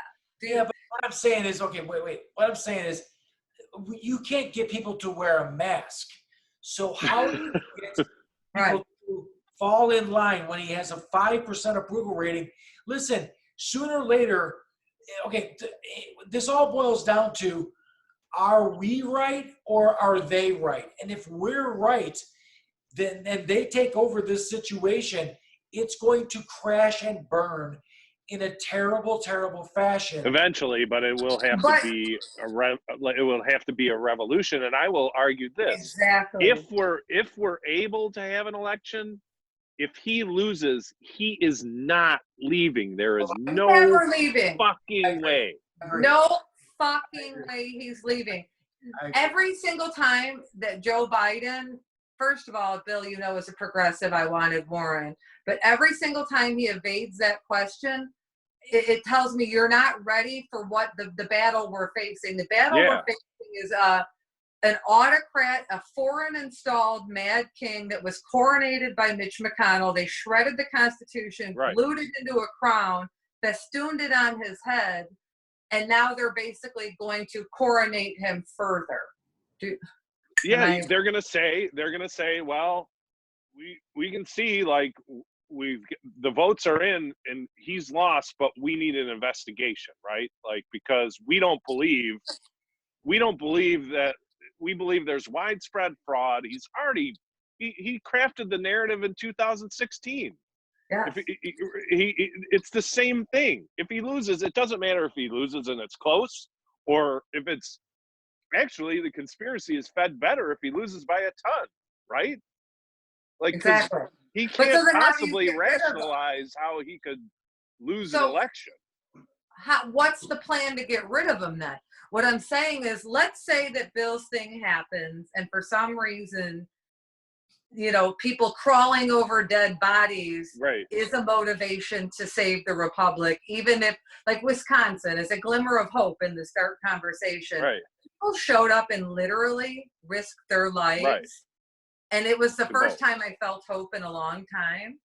Let's say that that does happen. What The Jerry's vote- saying, Bill, wait, is going to happen. Primary? That seemed like such a waste of anything to me. That primary was already- Absolutely not. They were showing him, if you use your autocratic Right. rule, your pandemic, and you say risk your life, and we have the Supreme Court willing to out themselves as conglomerate traitors, Yeah, you got to vote. We don't care. you have to. I would risk my life. I mean, I'm a mom. Right, so, but doesn't that, They're my future grandkids. I will die for them. So if Doesn't you're that putting me in blow that up- situation, yes. but doesn't that blow up the argument that they're going to cancel an actual election in November? They're I not don't think they're going to cancel try to cancel it. I think they're going to initially use the U.S. Postal Service, dismantle it in the ways that Jerry was alluding to earlier. I don't know the intricacies of it so well. Like I said, the ban and chaos theory. I'd have to read more into it. Jerry would know way more about how that unfolds. Well, I mean, you That's can just affect, one arm of the Yeah. plan. But Yeah, you get what I'm if- saying? The post office is only one arm of the plan. yeah. The plan is dismantle the post office, gerrymander, suppress, shut down. Look at Milwaukee, 5 places out of 150. They're going to use tactics that you have never seen possible, Bill. And then they may not cancel it on paper. You'd have to kind of read what Poland did. They It'll be didn't delay. technically It'll be cancel a it. delay. It'll be a delay, and then people will really care about it. And Americans' attention span is absolutely zero right now. So they'll be Yes. like, oh, well, it's just a delay, and they're trying to keep us safe. Some people will rationalize it like that, but it'll go on for another month, and another month, and another month, until it just, there's no more. Excuse me, I'm sorry to interrupt. My No. lovely husband brought me a drink. He's doing a project with the kids. Want to just yell hi really fast? Hi, everybody. Hi, Bruce. Oh, well, you're muted too, so No, what did I do? I think you're coming back now. all Am right. I okay? Thank you, honey. I don't see appreciate ya. it. We don't see it yet, but I do, Bill. can't see it Am yet. I back? Your audio is See your little thing. Honey, I don't know what I'm doing. your audio's back. You're up. Am I back or no? Your audio is. Mine says my Video. video stopped on my end. Would you know how I would fix that? What are you on, an iPad? I'm on my iPhone. Oh, I appreciate go up it. go up in the corner, and you're gonna like just click on the upper corner, and it'll say start video, I think, again. I'm just going to jump back in. You're fine. I don't know what I'm doing, guys. I'm sorry. I was just trying to say hi. My husband, he was being so sweet to bring me a drink. I think you've just whatever you're doing with the mute button, just do it with the video. Yeah. button. Am I back? You're back. There you go. Am I back? Yes. Can you see No, I'm us? just muted. Am I fully back? You're fully back. I'm sorry, guys. My thoughtful husband was bringing me a cocktail, and he's got a project going on with our boys. Sorry to. This is a really deep conversation, and I mean, I strongly disagree that they're going to. Holy cow! I'm sorry, guys. I told you I suck at technology. Go ahead. And now I'm drinking. I have a hard time believing that November is going to come and a guy that lost the popular vote, the American population is going to let them cancel, delay. Like, there's a gazillion movie stars that would lose their mind. I mean, just put. Well, what's that going to do? You have a DOJ that has dismantled the rule of law. You have a Supreme Court that is operating as an arm of a totalitarian government that is fully bought, owned subsidiary of the Heritage Koch Foundation. I don't care if Hollywood shows up in droves and throws billions at it. I feel they like decide, if that happens, I feel like if what you're saying happens, it will amplify that we were right. It would be the cherry on top of the sundae of, look, they just canceled an election. Like, you no longer have the choice. But by that point, it's too late. I guess what I'm saying is, I'd actually rather it's be never wrong. too late. Like, It's never too late. Well, that's I'd the rather thing. be wrong. I think this thing ends violently. Whether Yes. I don't doubt. I think there's no other outcome. We are super divided. Yes. My wife was talking about, like, she just thinks maybe we should just divide the country, and like people that think the way we do go and live with other people. But then she's like, well, the Cretans will eventually need our help because, like, most of the smart people are going to go to. It's not even the smart people. It's the blue states pay for the red states. Right. So, well, Bill and I talked about this on one of our earlier conversations, and that it's always been considered unpatriotic to discuss secession. But I am at a point where I want to secede the blue states, cut off federal funding, and then let our utopia be what it is. And we'll go ahead and fund a wall, but your MAGA ass has to crawl over it for our health care, our gun-free safety zones. Come on over to utopia, and because we're kind people, we'll probably let you in if you're willing to go along with the rule of law and democratic rule as it was designed. Right. But go back to the election. If it doesn't matter how many people are mad. Like, what Jerry's point is, it's funny that Jerry said it, because Bruce basically said to me, almost I believe this morning, honey, I know you are a pacifist and you really don't want to hear this, but we're getting to a point where revolution is our only hope. Like, we are at that.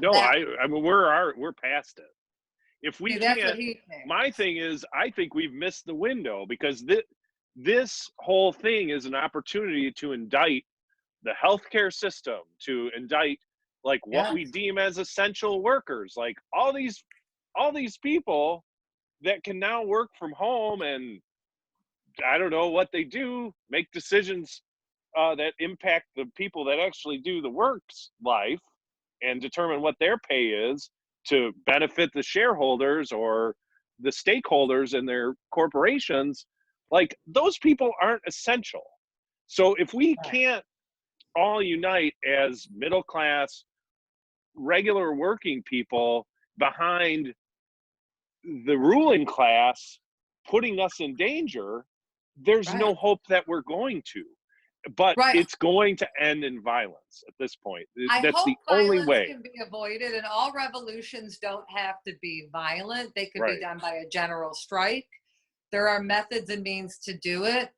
I'm frustrated in that the writing was on the wall that we were watching cementing autocracy, authoritarian rule, and the three-branch government system had now been decimated. Right. And nobody was caring. And anytime I would say it to somebody, even among my liberal friends, they would look at me like, you're being nuts. And I'm thinking, no, I mean, I'm actually a wonky nerd. I get the Constitution. I get the rule of law.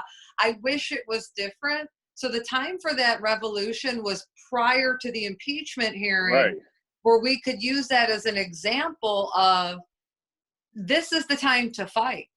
Now we're in a pandemic, we're quarantined. You can't even, how do you go about dissent from your home? What better opportunity to have a general strike when people can be on unemployment and get an extra $600 a week? My kid called me and he's like, I don't think this is right. I got like almost $2,000 for 2 weeks. I'm like, it is right. And they should save it. Save it because Well, I you can't pay keep every sending penny you into money. it. But like, what better opportunity than now to just I say, you know agree. what, I'm staying home. I've What been are you calling going to for a do? general Fire strike for everybody? a Yeah, year. they'll just cut the money off then. Right. Well, Yeah, they're but already Bill, talking about yes that. and no, because in the book Dark Money, the book was written over a decade ago. Remember, I would talk about it, Bill, in like our heathen dinners. The opening chapter says there'll be a point where the ruling class, where they want the one party rule. They will go so far against the proletarians that we will eventually rise with pitchforks and have a general strike and basically do what you see in other countries, kind of a mix of what Jerry's saying, what I'm saying. We're there. There is a time right now to have a general strike, but how would we possibly get people to do that when I was trying to tell people that the Constitution is being shredded? The impeachment thing it's a foregone conclusion. The Supreme Court is bought and paid for. Roberts is a potted plant. And if my informed friends weren't listening, how am I going to get a Fox News viewer to fight? Right. And how are you going to get one person to stay home when, maybe Jerry, because I'm completely paranoid and I'm out of my mind when this whole thing started. Like, I prepared to stay, like, I could stay home for a year. Like, I've figured out how to do that, Right. but most not people everyone can't. can do that. No, No, like, we have a son going most away people are tomorrow. like $400 away from like having to be bankrupt or whatever. Like, And like, that is also by design. That is by design. Let's play two scenarios, okay? Let's say that everything we've just been talking about doesn't happen. The election happened. Now, this is the rosiest of scenarios. The election, Laura and her phone. I'm doing it again. But trying to not hold it. You know what I'm saying? Like, I you don't need know. like a holder. Yeah, you need someone to I know. I Or don't set it normally on do like this. a couch. I normally use my son's computer, but they're using it for a project. Sorry. Okay. Go ahead, guys. I'm sorry. I know I'm being a pain in the scenario goes that the election goes just as planned. Biden wins. Donald Trump, you take the Michael Moore thing where Donald Trump never wanted to be president anyway. All he wanted to do was get a raise from NBC and have his own news network. Yeah. So Right. Donald Trump loses the election, says, "Oh, unfair. Come follow me on the Trump News Network so I can Well, it'll be OAN. It's already Right. Right. That's what it'll be. So Donald Trump leaves. Transitional power is no problem. Joe Biden becomes president. Our problem solved? No, No. Not at all. no, because Trump is still controlling that base. Right. It doesn't matter. Donald Trump is not the problem. And let's say that your Pollyanna scenario, rose-colored glasses, where we have free and fair elections and, polls still matter and Congress is a real thing. Let's say that all happened. It's always been by design, even before the global takeover, that Democrats were set up to fail when they would finally get leadership back. Mm-hmm. So when Obama was able to take that role, he walked into an absolute economic disaster. Right. So our best case scenario would be that the Republic survives. We have a rule of law, a functioning DOJ, hopefully a DOJ that would prosecute every single person involved with dismantling the nation and the traitors. But in the meantime, we'd still be in a global depression, national depression. GDP would be dropping by like 25%. And then at that point, they'd have to figure out what to do about the quantitative easing. The federal government bought all this stock. The stock market it's smoke and mirrors. The economy was smoke and mirrors long before this happened. Yeah, also, just speaking of the election coming up, the court, people keep saying stuff about the Supreme Court. The Supreme Court, no matter who becomes elected, is going to be conservative court for 30 years. Well, actually, I mean, if RBG survives. Bruce doesn't have permission. I said, if anything happens to her, he can't tell me for 2 days. I don't understand why people keep saying this stuff. That doesn't matter. if RB, so say Biden becomes president, It does matter. wait, it does not. It does not. You're not thinking about the rest of the court. If RBG, the day that Biden becomes president, leaves office and he puts in a 34-year-old justice, right? That's a super liberal on the court. The court will still lean conservative for 34 years. Yeah, but Bill, no, but it won't. Do you know who Glenn Kirshner is?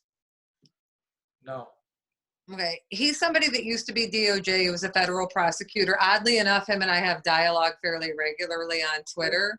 Yeah. He's basically saying, if for some reason the scenario that you're talking about were to happen, the plan would be to then dismantle the foreign installed judiciary, foreign installed Congress, DOJ, and restore. Oh, stop. When you say foreign installed, you mean get rid of Kavanaugh? You mean get rid of? Yes, that like McConnell and his wife Chow, all of that are part of that kind of global conglomerate of criminals. I just had a rosy picture that I just painted by Joe Biden getting elected, and you're telling me they're going to remove justices from the Supreme Court. It would depend who appointed to the DOJ. Yeah. The process would have to be, they would have to be impeached. Yes. Am I correct? Absolutely. And there would be I don't think that's likely, but I do think that there's a way around it. Because you can Kamala appoint. Harris was, sorry, Jerry, go ahead. You can appoint more judges to the Supreme Court. You don't need to just operate within however many judges. Yeah, but you can make it 11.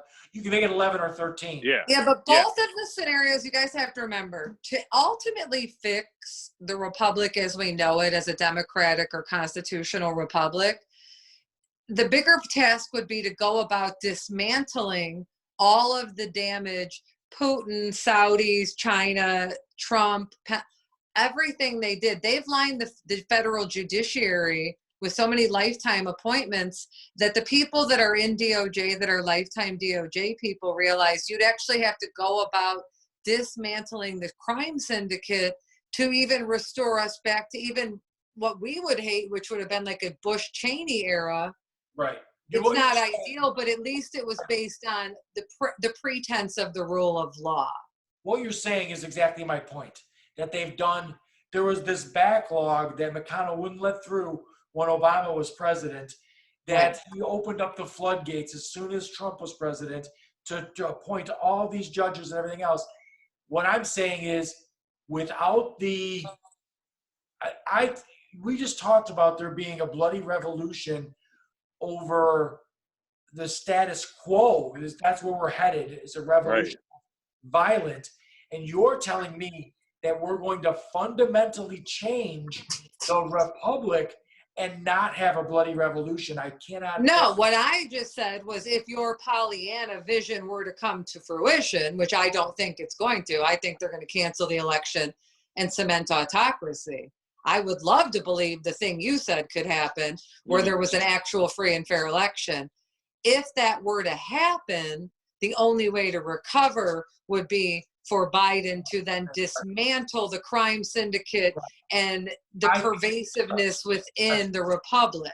I think that traditionally never happened. Obama didn't even prosecute the Wall Street. No, traditionally what happens is the new administration comes in, they want to, everybody, we're going to forget all that shit happened, right? Like, so America can heal, which I don't know what the fuck that means, because America's not healed. Wait, we're not Nixon, healed? It feels pretty loving out there. It seems like the divide, the wound is getting bigger and bigger, and we just don't care. Like, it started with Nixon, right? Where you just had a president that did a bunch of crimes, and then the next guy was like, oh, well, heal America, I'll just pardon him. Yeah. And it's that tradition's continued. Like, where's Obama? Because if I'm Obama, like, maybe he doesn't want to get killed, because if he was out there rebutting Trump on everything that Trump was saying right now, like, that would incite violence against him and his family, I guess. But I also think that's kind of your responsibility, dude. Well, he is going to come out of the woodwork. Anybody that is in the inner working or knows delegates or is involved on a personal level with anybody in the U.S. or state representative of the DNC, knows his plan. The plan is, it's really hard for him to jump into the mix until the primaries officially won. Yeah, Right now, Bernie did drop out of the race, but we haven't made it out of a coronated, we don't have an official candidate. There are still states that have progressives on the ballot. The minute, Jerry, the minute that ends, Obama will be on TV. He's already telling them, end it now and let me start talking. That's not what Jerry's talking about. You're talking about a campaign. Jerry's talking I'm talking about the general welfare of the nation. Like, right. This guy is fucking lying to you, and you know me. I want to calm everything down and say, hey, oh, I agree. Be kind to your neighbors. Like, I'm not. This is not a political thing, but I just want to tell you, like, don't drink bleach, maybe, or stick a UV light up your ass. Right. Like as fun he is as a very effective communicator. There's well, no yes, doubt. and I agree with you that he owes it to America to say, screw the primary, I'm going to talk anyway. But I think because he's a constitutional scholar, and mind you, Bill knows I have been, nobody was more hard. I was so hard on Obama back before I knew that authoritarianism was possible. As a constitutional scholar, he sees this as a fight for the republic. He doesn't think he doesn't believe he can strategically heal the Fox News propaganda. But people are dying. So I agree. Like, that's my argument. Ethically, I don't give a shit what couldn't agree corruption more. goes on. Yeah. Ethically, he should be on TV all day, every day. It goes back to everyone treating it Pelosi, Obama, Biden. It's why progressives are frustrated, because everyone's treating it like business as usual. Well, Elizabeth Warren's on TV every day saying, why can't we impeach Barr? If George normal. Jr. came out and talked, I mean, come on. You got to do it if you're Obama, right? Like, I agree. I think you're right that he should be doing it. I was misunderstanding what you meant. No, I'm not. Like, he's obviously going to campaign for whoever. Yeah. But no, you're saying ethically it should be kind of like when Merrick Garland was being nominated, or when they told him Russia's interfering in our election, and he met with the Gang of Eight, and McConnell told him, I'll end you. He failed the nation when he didn't go on TV and say, go ahead and end me, and I don't care if we lose. I don't give a shit. I'm a lame duck president. Like, what did he give a shit? Like, he could have, like. Well, this goes all the way back to what Laura was saying at the very beginning of the podcast, that Democrats, they're the lovable losers. They don't play the game by the same rules. Where the Democrats are sitting there playing Monopoly, and the Republicans are standing up, taking their clothes off on the Monopoly board. Like, or they're just taking the money out of the bank, like, like right next to them, and being like, "Oh, well, try and beat me now. The bank's out of money, but I have it all. So, good luck." Well, and they've been the banker for far too long, and Americans have been turned on each other instead of realizing if we united, we could take the bank. But currently, Obama's playing by the same rules. He's doing the constitutional scholar thing, where he's like, I'm not supposed to say bad things about my predecessors. And fuck that. Yeah, this is the time. I was misunderstanding what he meant by it, like when he'll speak. Mm-hmm. Should he ethically speak? He should be on a soapbox from morning to night right now fighting for this country. 6 months ago, he should have been like, hey, this is a big fucking problem. Well, in January, at least, let's be fair. Like 6 months ago is a little No, I meant Donald Trump in general. Yeah, like he's getting away with all this shit. He's corrupt, and he'll do it in that tone that everybody seems to be able to get behind. I mean, there's no other black person that could have won that election. Twice. He's a gifted orator. Yeah. There's no question about it. Just watch a clip of Donnie talking, and then watch a clip of Obama talking. Oh, yeah. I can't tell you how intimidated I would be to go to a dinner party with Obama. He's brilliant.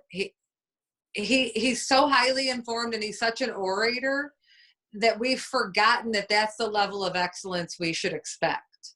We had a heathen dinner here, and so this, honestly, the Trump presidency is working out swimmingly for how I think it should work out.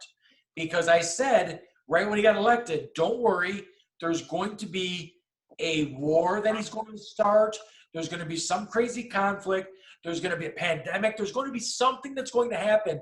He is going to fuck it up so bad that this is going to burn. And we are currently on fire right now. We are on fire. We are on fire. And Bill, I told you, that night I didn't agree with you. And there was a whole year where I felt you were completely proven right and vindicated on that point.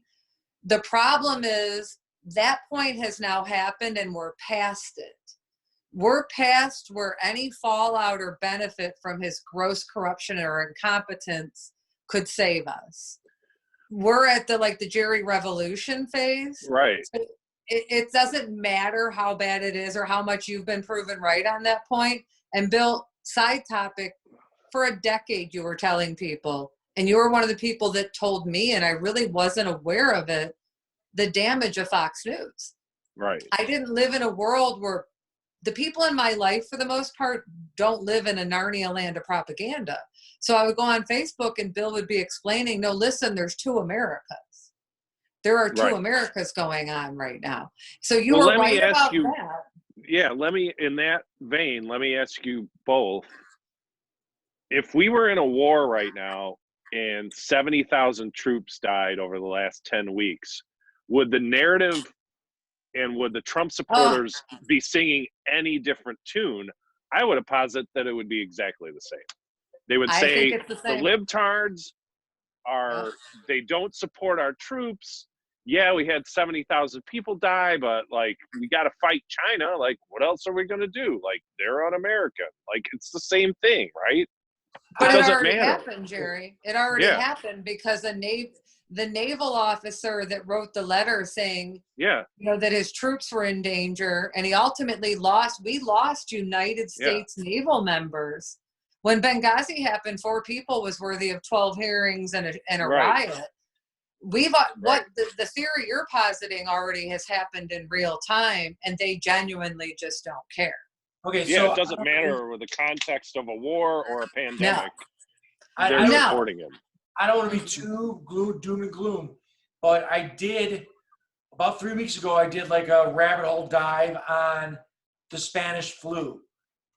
If you think that this part of the Spanish flu hit very similar to this, it was a February, March kind of thing.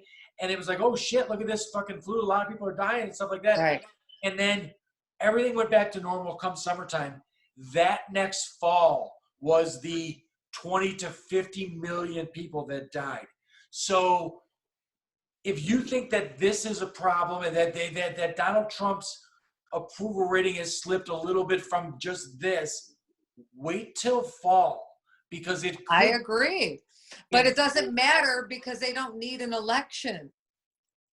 Once you're an authoritarian, you could go on TV. He could literally superimpose the Rambo body, put his head on a stick of it, stand on a pile of dead American bodies and say the liberals are lying to you. And we would be watching the footage of it in real time. And if the elections are canceled, it's ultimately irrelevant. Well, at the same time, he would say, I'm protecting you, right? He would say, I'm protecting you because it's dangerous. We got this virus. No one could have known, which he keeps saying, no one could have known about this, and now no one could have known that it would come back in the fall when everyone is saying that, right? Except everyone is telling him that. So we're going to delay the election now. For at least a couple months. And anybody that disagrees with this is just simply they're in favor of putting people in danger, right? Well, and then you have the problem of you're battling the people that agree with us. Yeah. Getting back to the Congress is owned, the Supreme Court is bought, and it's kind of part of that heritage constitutional. If we can't get those people to realize that there's nothing we can do or say, and that the election will either be delayed or canceled, how the hell do we get the cult to hear us? If civil war happened, where does the military fall? Well, that's actually a question that I think is being posited right now in the defense world. They reinstated that Crozier, and it was one of those battles that wasn't widely reported on because the military basically did say, this is a time we're going to fight our commander-in-chief. They're within their legal rights to ignore their commander-in-chief and turn on him if his actions are against the republic. Right. We don't know what they're going to do. I do know they know he doesn't care about them. It's about who's going to. Well, the Navy ship definitely shined a light on that, right? Because yes, and you saw that. That guy's so now let's say he does delay tactic, whatever, and for whatever reason, Biden does win. What Jerry said still applies because he's not leaving. He's not going anywhere. He doesn't have a transition team in place. You know how normally you prepare for a smooth transition of power? Yeah, but there's no plan in place. Just because he's badass in the office doesn't cede power. Whose job is it to remove that person? That's what I'm saying. That's probably the military removes him. I think it's the military. Just from my looking, I started looking into it when I realized there wasn't a single politician willing to answer it.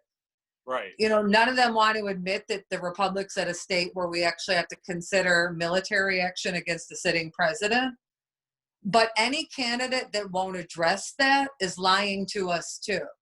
Yes. What is the plan? If you're not going to get on TV and tell me when he loses, if he does not hand over peaceful transition of power, I will have him arrested because now on January 20th, the Constitution determines that I am now the sitting president no matter what. What if there better be a plan in place to physically remove him. Okay, but what if I said to you that Donald Trump becomes more powerful by not sitting his fat ass in the office, leaving, but the whole time kicking and screaming that it was unfair, that he becomes more powerful in a news network setting than where he can control the optics, right? Like he already has that, Bill.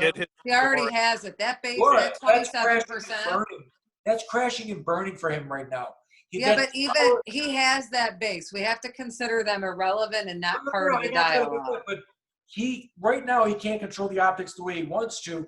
So in this 2-hour presser, they're cutting that down. He was talking about dismantling the response team and everything else because his poll numbers are showing him talking for 2 hours every day is not helpful to his reelection. Well, yeah, I mean, it's really not helpful to let a traitorous sociopath with dementia, tertiary syphilis. What I'm saying to you is it would be helpful if he controlled the studio and he didn't have to answer questions he didn't want to answer. And it was his show. Sean Hannity, if you've ever watched an hour of Sean Hannity, it's a very stupid show. It's a lot of him asking his audience to insert your bias here. Like, so, and then what do you think will happen? Insert your bias here. You know what I mean? That's that thing we see on social media, Jerry, where it's, why not question everything? And every question is, insert your bias here. Insert your bias here. Insert your bias here. I think that he has the illusion of power so deeply ingrained in his brain right now that he's in charge, that he will never give that up. I do believe that. I do believe he's drunk. Well, and he has no reason to because he was coronated king by McConnell. And whatever. He grossly violated the Constitution. Whoever's controlling him, his mindset is that he's making all these decisions, right? Like he's bought into that delusion of, well, I'm the ultimate person making these decisions, even though these people are really telling him what to do or manipulating him into doing their bidding. He still thinks he's the one making the decision. So that's after the thing. Election, it's going to come down. After the election, it's going to come down to the generals, right? Yeah. Do the generals back him? You got different scenarios. If the generals get together and go, no, we just go to the White House and we remove the fat guy and take him out, that's it. Then it's over, right? But you could have split generals too. You could have split military where the Navy says, no, we're with him. but the Marines say we're not with him. Well, ultimately, that would be DOD, and that would be up to the hierarchy within the DOD. That is such a structured ranking system that ultimately between the branches, it wouldn't matter. The bigger problem is there's no transition team in place. By now, a sitting president has a transition team in place. There's not. So we're not speculating that he doesn't plan to leave. Right. Whoever, say we do get the election, if Biden doesn't get on TV and say, I will forcibly remove him as commander in chief, the military isn't going to follow suit. The military is only designed to listen to the commander in chief. Right. They're now going to be in an ambiguous place between who's the commander in chief. Right. Yeah, but generals, I think there's been times that they fractured that a little bit right now, where they're like, if he gave it, I don't know, Bill. I don't know. Like the amount of people that are dead and all the shit that he's done. Like I don't have any confidence. Like I'm of the opinion, like long ago, somebody really important in that administration would have thrown themselves on the sword, right? Like. Yep. I'm doing this for my country. I don't give a shit like if I get arrested, if I get shunned publicly, like whatever. Right. Like, there is no one throwing themselves on the sword. So not even Robert Mueller. Where's he? Yeah.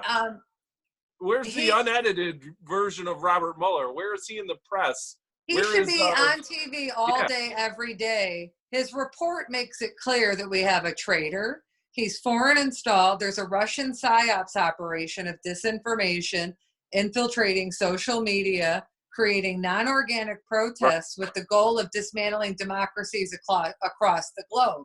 Americans always just think of America. This is happening globally. Yeah, where the hell's Robert Mueller? He knows what's going on. Where's the real deep state? Like, if this is a threat to our way of life as Americans, like the Central Intelligence Agency has been doing this all over the world for forever, right? Like dividing, dismantling, assassinating, all of those things, right? They seem to be okay with what's going on in the White House for some. Well, they're actually not okay with it. What's happening is it's one of those kind of like why Obama isn't speaking. The institutionalists keep pretending that we're still in an era of institutionalism. Well, that's Robert Mueller. He's going by the whole we can't indict a sitting president nonsense. Yeah, but within the intelligence community, it's widely known that do you know what a CI is, guys? Like in mob culture, it's basically the informant that you let commit the crimes. Right. For decades, people wanted to know, why was Trump able to be indicted, whether it was sealed, whether it was unsealed? He's always been named as conspirators, co-conspirators. He's listed as an indicted felon right now under the Cohen case. There was bankruptcy fraud. There was all kinds of laws. Fraud cases. I'm talking about actual indictments. With anything. What if Donald Trump is the person I think he is, the kid that didn't do the book report, that's given the book report, and the reason he doesn't have a transition team is because he plans that if he loses, just to pick up his stuff and walk out of there and not do any of the work that a lot of part of the transition team is trying to hand off power and also trying to, like Obama did, inform the new people of the problems that are coming up and stuff like that. What if Trump just doesn't give a fuck about any of that shit? And he's like, if I lose, fuck him. I'm going to leave and go do my news network. Well, he doesn't even want to be president, and he is an idiot, but it's not him making the decisions. And I think that's fundamentally where people don't quite get it. He's indebted to the Russians. He's indebted to the Saudis. He's indebted to China. The people that own his debt, the people that bought his debt, own him. If we do survive it, you'll have to figure out a way where no president could make decisions on foreign policy where their own self-interest is in conflict. He's not making those decisions, Bill. He's a moron who wants to go home with his books, but he's got people that have blackmail information on him. There's sealed indictments on his children that have been sitting in SDNY for 5 years. If he loses the election, you have to remember he's listed as individual one in the Cohen indictment. We've talked So about if he loses the election, he will be indicted the next day. Right. He's not taking his books and going home because I don't think he wants to lose the election. That's not what I'm saying. I'm just saying that I don't think Donald Trump historically in his life has ever done any of the work he was supposed to do. Oh, he always quits. Right. So putting together a transition team would take effort, and he's just not. He is David Lee Roth. He is just the front man. He's just the guy that they put out the front. He sings the song. He does the tap dance, and that's it. He's not. Well, that is what he is. But Well, the he also is transition team, reality, which I don't think David Lee Roth is either, or never has. yeah, there's no charisma. But Bill, the transition team thing, yes, he is lazy and all this, and he is a puppet, and he's designed to be there because of his unique mental illness and incompetence. But the people making these decisions are the people that were designed to take out America. America is losing. Did you ever think when you would watch a 1980s film that we'd be at our knees to Russia? And that's exactly where we're at. Right, Lavrov is in the White House. They have photos of Lavrov in the White House. Did you also ever think that there would be a president that says, I don't want to be bothered until noon so I can watch TV all morning in bed? Executive. Like, crazy. I want executive time too. Yes, exactly. I mean, they named it and everything. Like, he just rage tweets and watched morning news until 11 o'clock every single day of his life. And then on some days he goes. Like, it is. Well, that's because he's not capable of the or job. Physical activity again too. Well, he was sent there because he's incapable. Could you imagine if he had the ability to have independent thought and he was able to act on half of his impulses? They sent him there because he's just dumb enough to control by flattery and blackmail, and naive and delusional enough to believe he's in power. Do you know what a rare mix that is? How hard Russia groomed for decades to find somebody like that. Like there was I'm gonna let you guys go after this, but it was very entertaining to me because somebody dug into. There was a quote that he made recently where he said that he could have been a professional baseball player, and a lot of people like glossed over that. But there was one journalist that went and investigated and figured out that he was not a good baseball player. He hit 138 for his high school team. Right. And so, like, that is the kind of, like, that was one thing he couldn't hide, right? Like, all his grades, all his transcripts. About sports, Laura. Yeah. But I know 138 is bad. Hitting 138 is, in high school especially. Well, I know it's bad, and Bruce told me that they're called runs, not points. Yeah, they're runs.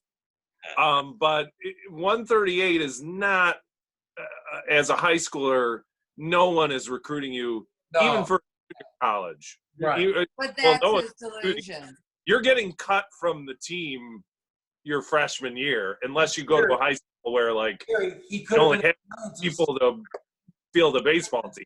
Yeah, but if you were to ask him today, he would think he could play in the major leagues and be a standout player. Like, he believes as an atrophied, obese, mentally ill, sociopathic grifter that he could start as a player in it's the MLB, right?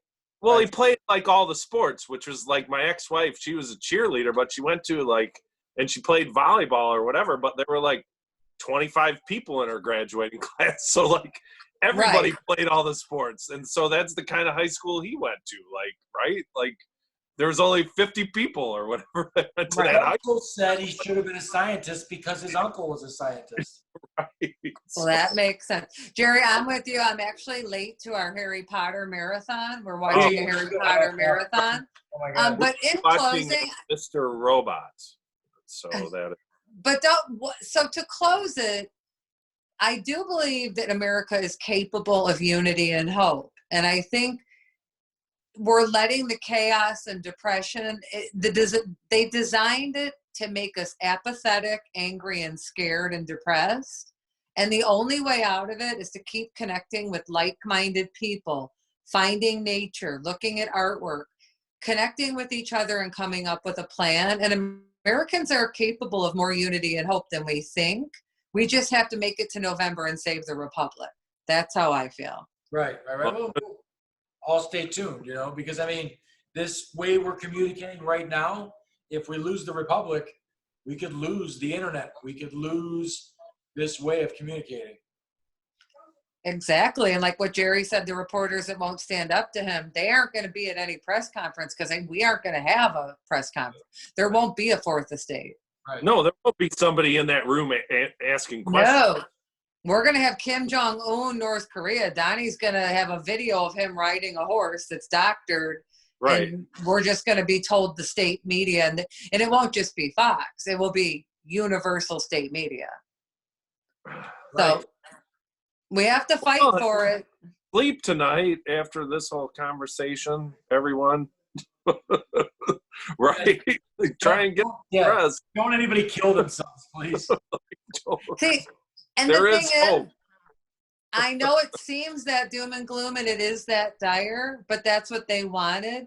I do think if we all say we're willing to crawl, we're going to do what Milwaukee did, and we're all going to be willing to crawl over broken glass and die to vote, then we can fight for this country. And now no matter what stall tactics you do or whatever you do, we can take back the republic, but we can't let them defeat us by making us think there's no chance.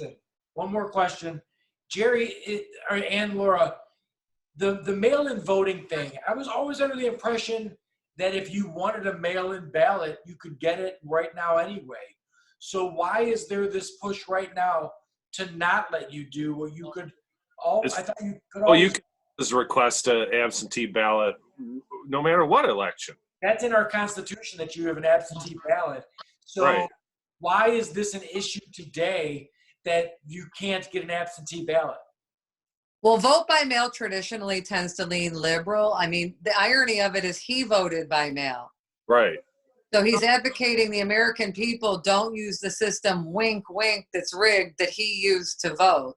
Yes. He wants people his base to go out and intimidate people into voting for him or discourage them from voting. Right, but nobody's proposed to combat that to just vote by mail. Right. But I mean, no one's proposed a new law to stop. No one's proposed a new law to make voting by mail more available, have they? Oh, but if you degrade the service of the post office insofar as maybe we don't go to as many addresses or we only go frequency or we just basically collapse and they say, hey, we get a bunch of us off and you'll get mail once a week. We can't do mail-in voting. That's kind of how it works, right? How does it work in other countries? Doesn't every other country have a postal service? Yeah, but most of them are privatized. Yeah, it's usually privatized, and that's what they're going for. What Jerry's saying is exactly it. If you could basically lower that, and in addition to that, get people to think that voting by mail is rigged. Remember when you guys alluded earlier to 2016? What they are going to do in that vein, there's going to be a lot of negative PR surrounding the post office, and they do everything to perpetuate that we are not to be trusted. And that's how you eliminate mail. Well, I can't even believe that this is the conversation because it's the year 2020. I haven't written a fucking letter in 15 years, but now I got to send my ballot in that way. Why are we not sending our ballot electronically? I was there and I still don't know. I love the post office, but I still don't know why it didn't end with email. I really don't. Right. Why the fuck? Well, I'll give you an example. I sell online, and I only use USPS. I'm actually a monthly regular customer of USPS. So there are people that prefer it. shitload of stuff. I shipped stuff, bikes to troops in Iraq, the whole thing. And that's why I love the post office. But still, for parcels and all of that, it's wonderful. We do a great job. But also, there has been email for quite a while. Yes, right. Just find it every. Laura, if you sold poems, then you shouldn't do it by mail. You should do it by email. You could reach way more people with poems by email than you can by the mail. The post office should. I'll tell you what, Bill, if I ever write a poem good enough to sell, I'll get back to you. There you go. But I'm just saying that, like, here we are talking about voting by, I'm going to put a stamp on it, run it out to the box. This is insane. This should not be like this as it is. Everybody's we've been talking to each other for what, 2.5 hours? Yes. I'm coming, honey. Hey guys, my movie time. I'm gonna miss my Harry Potter marathon. I think I missed number 2 already. We'll do it again. It was lovely chatting with you guys. Thank you both. Thanks whoever hosted this for having me on. I wish you both well. Jerry, send your lovely wife our love. I will. You send Bruce ours too. Good night. I will. You guys take care. Have a great evening. Good night.